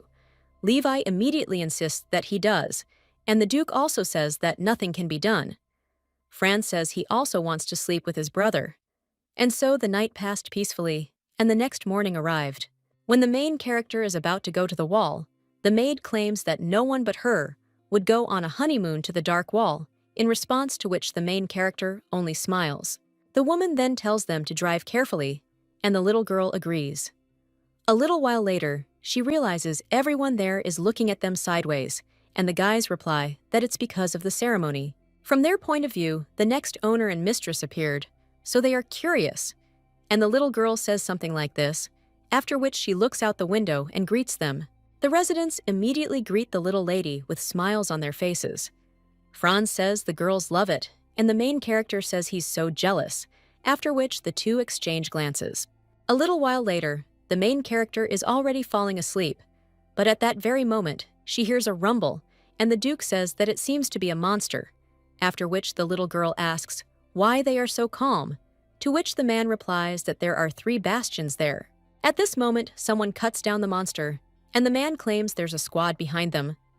A short time later, they're already exiting the carriage, but at that very moment, someone cries out that it's Cassador's power. He greets the new owners, and the main character replies that she is pleased to meet them, after which she bows and states that her name is Aisha Bastion. Afterwards, the main character hears someone calling her cutie, but looking at their faces, she wonders if she's misheard. At the same moment, someone else turns to His Excellency and asks if he can show the little lady everything. The other knights say what a scoundrel he is, but the young man suggests that they keep quiet because the little lady will like him, and he doesn't look as scary as they do. The main character insists that next time she won't be scared, and the knights again comment on how cute she is. One of them, after a brief moment, offers to take her safely to the ruins, and quickly return, to which the girl agrees. A little while later, they are already heading there, but the little girl does not have the same endurance as the knights, and she wonders if she is imagining it, or if this place makes her shiver and makes it hard for her to walk. At this time, Levi offers his hand to the girl, and she thanks him, and one of the knights claims that this is the top, after which the little girl complains of muscle pain.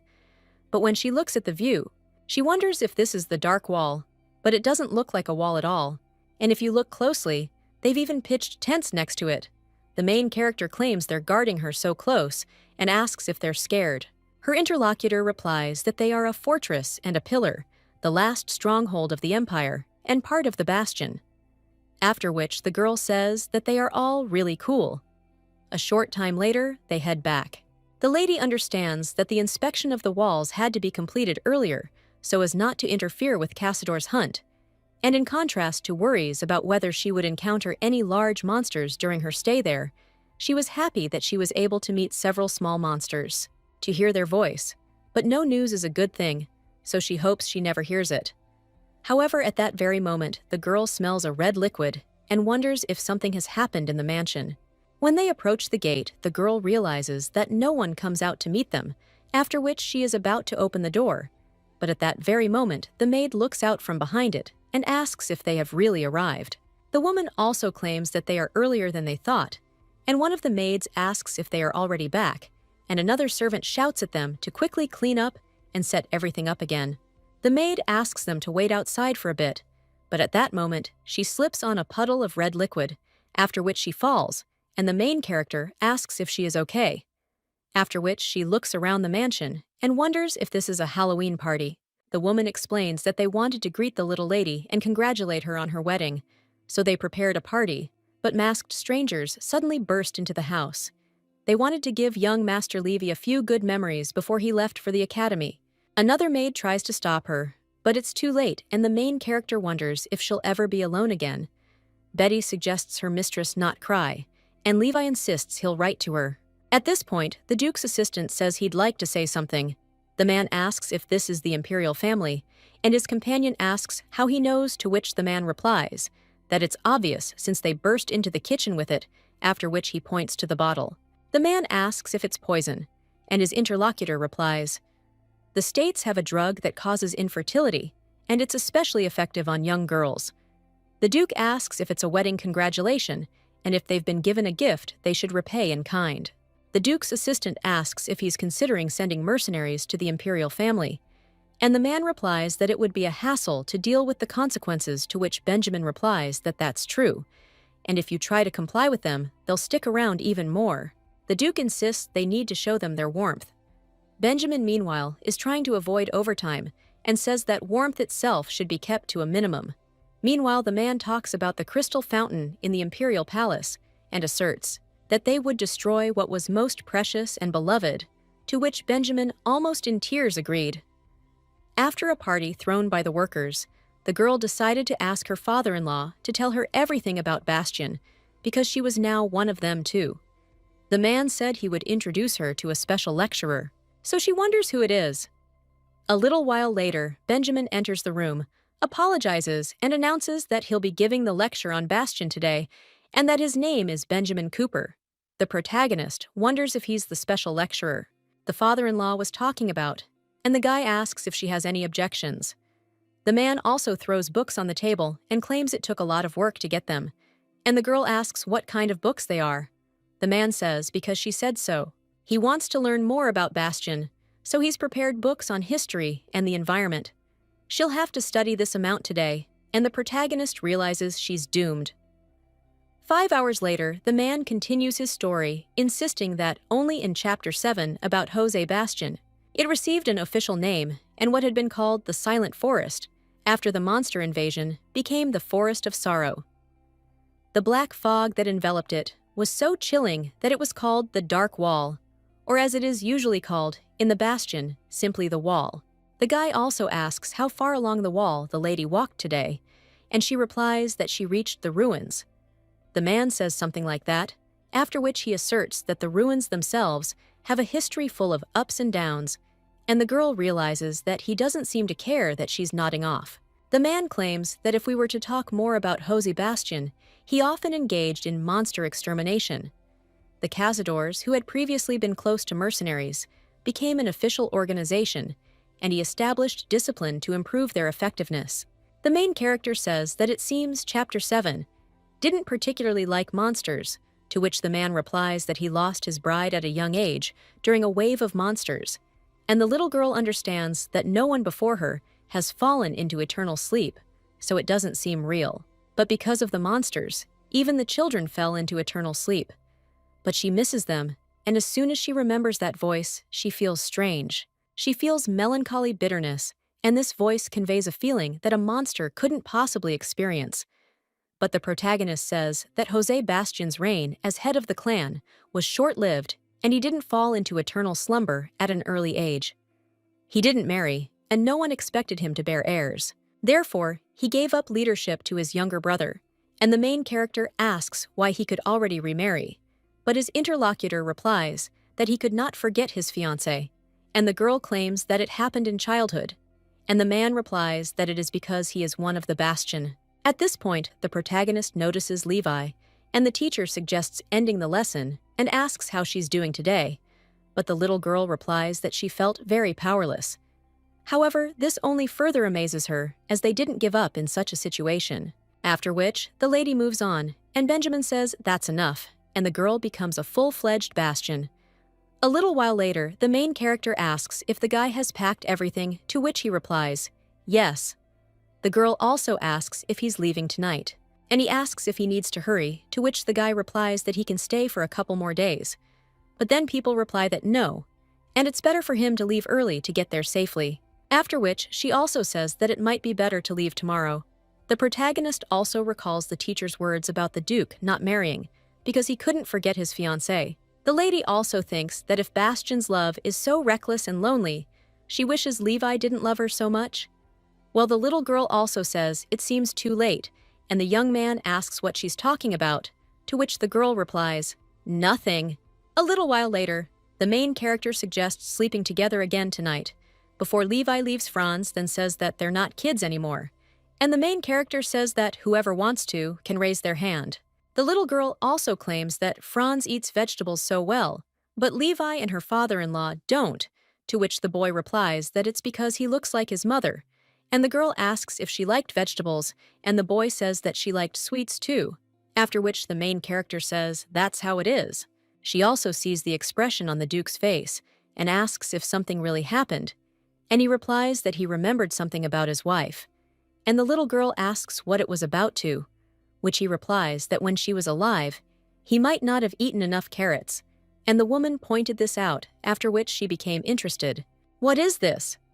The Duke replied that it was a carrot, and his companion asked why it was left behind. He replied that he wanted to eat it, The lady then turned to her husband and insisted that if the head of the family continued to eat so selectively, what would happen to the other children? He wanted to reply that everything would be fine, but the woman immediately cried out, "Is he saying okay?" She also started slapping him on the shoulders. Now the man claims that if he didn't eat vegetables or desserts, she beat him.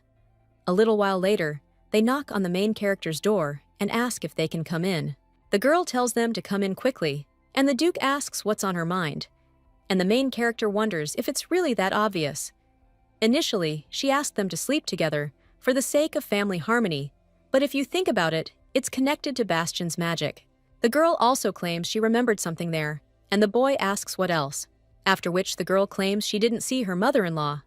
Her interlocutor asks what kind of nonsense this is out of the blue, and the little girl insists she's like a daughter-in-law. She should go and visit her grave, but the young man replies, "No." The protagonist asks what he means, and the young man replies, "There is no grave."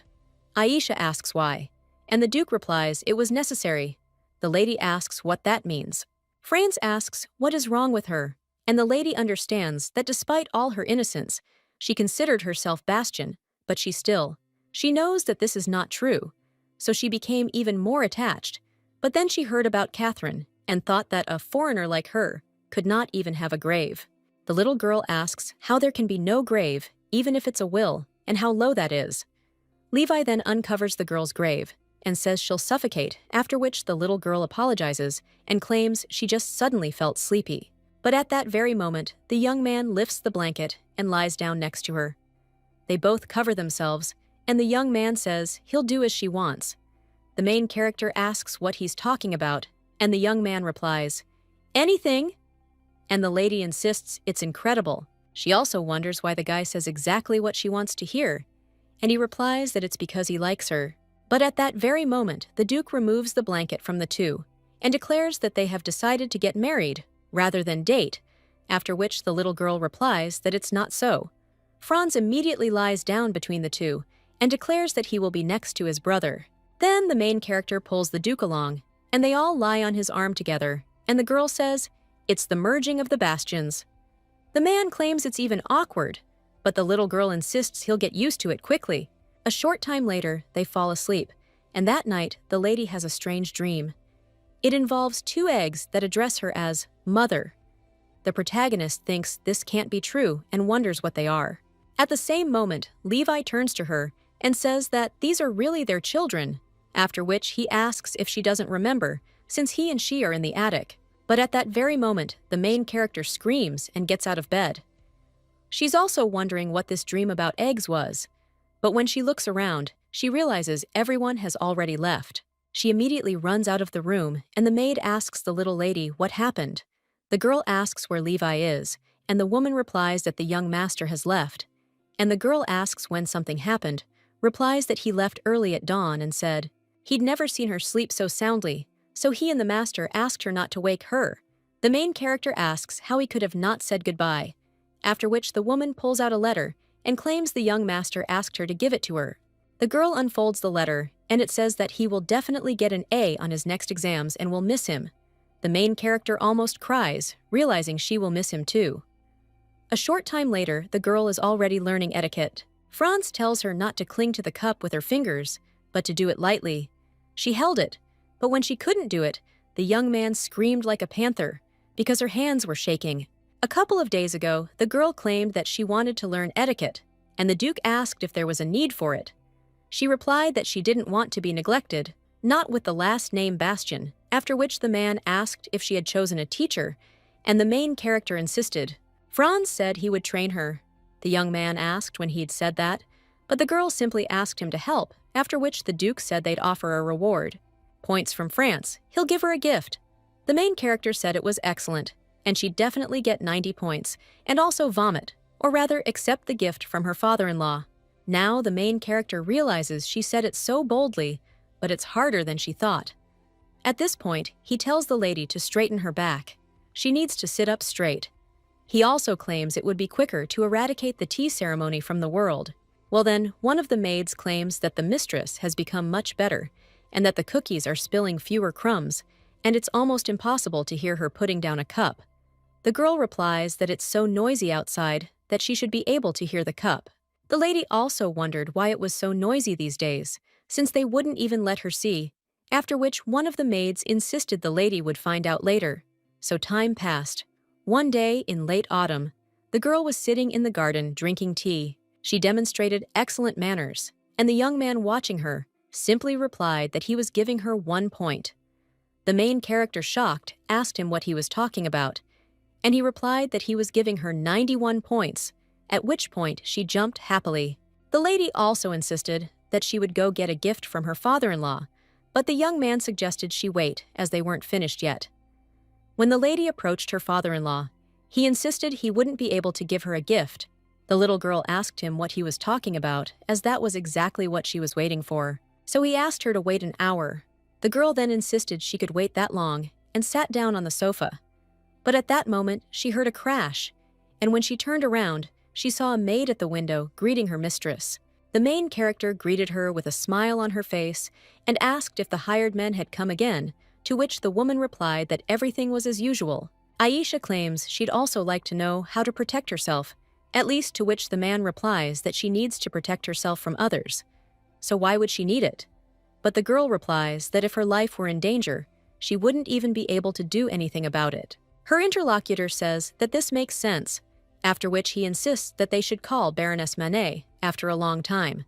The protagonist wonders why he suddenly wants to sleep with her. But at that very moment, someone addresses His Excellency and asserts that everything is ready. The man now rises from his seat and says that he understands, after which he approaches the lady, and extending his hand, suggests that she go as her gift is ready. The main character says that this is great, but a little while later, she finds herself blindfolded, and the man claims that it is a surprise, because it was not for nothing that they kept it a secret. A short time later, the lady claims to smell grass and is unlikely to be a dog. The man unblinds her, and the woman sees a greenhouse around her, asking when it was all built. One of the maids claims that if this is an order from above, it's from above. They could even move a mountain in a day. Everything from the design to the materials was personally chosen by the owner.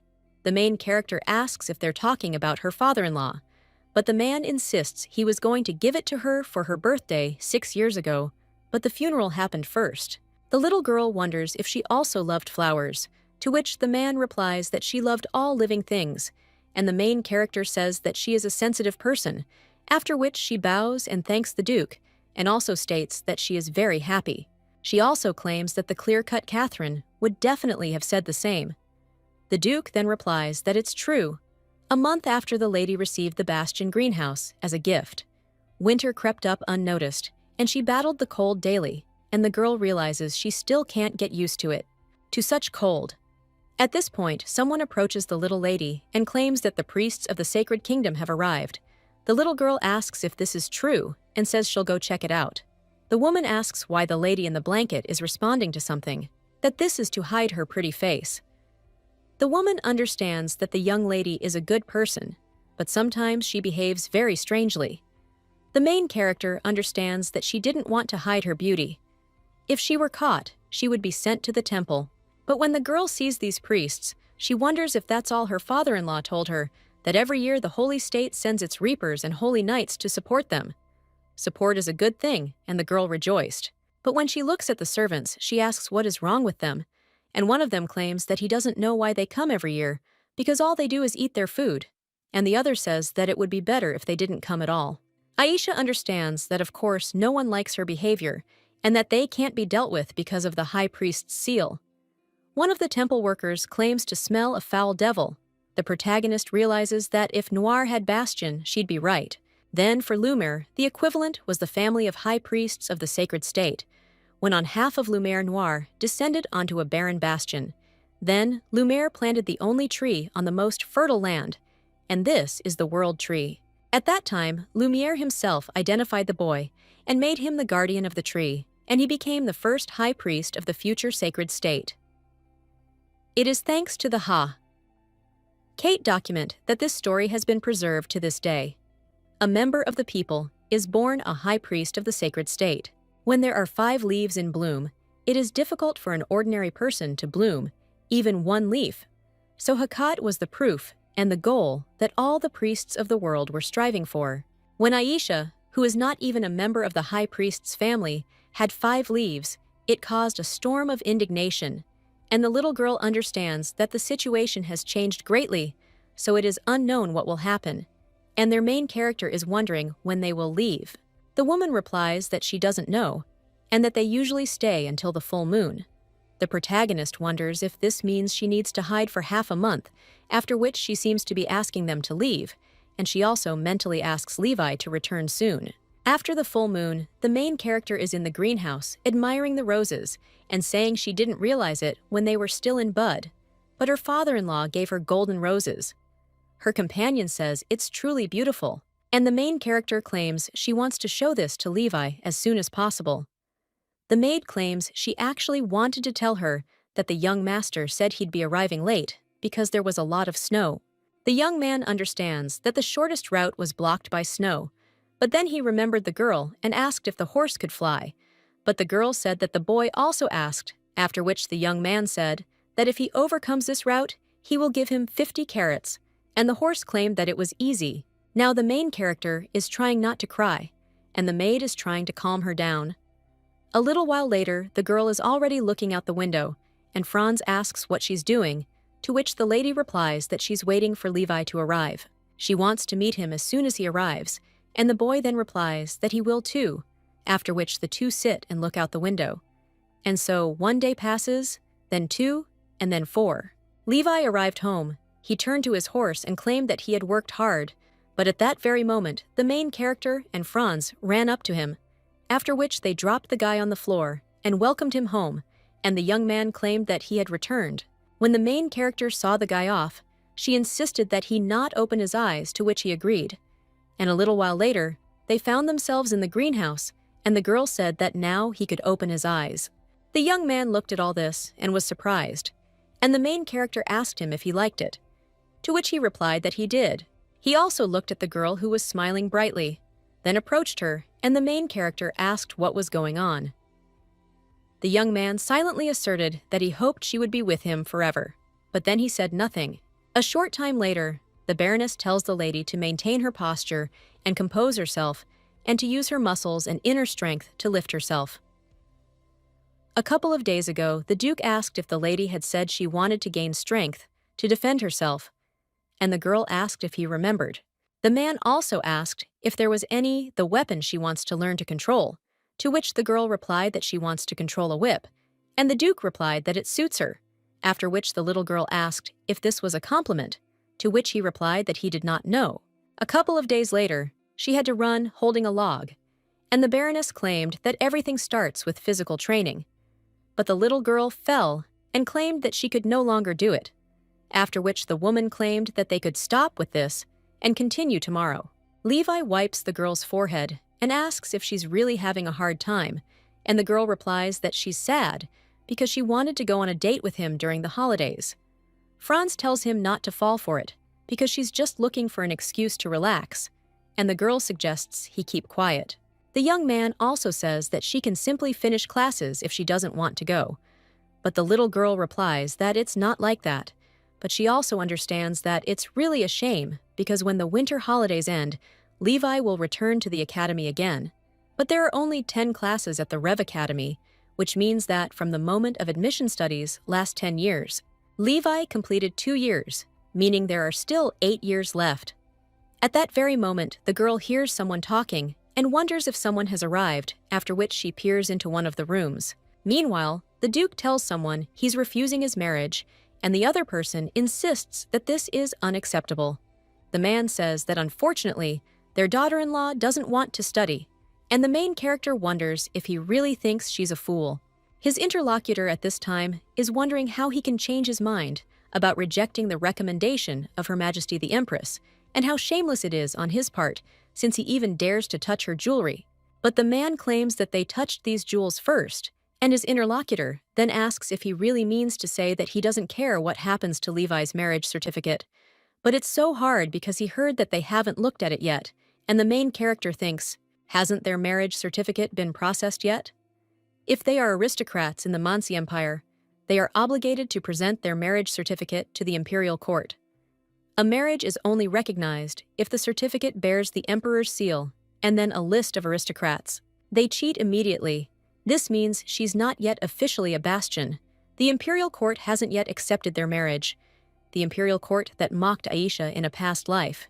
He does it again, but at that moment someone covers the lady's ears. It turns out to be Levi, and the boy tells her not to listen to this, after which the main character agrees and understands that it is not the time to lose her mind.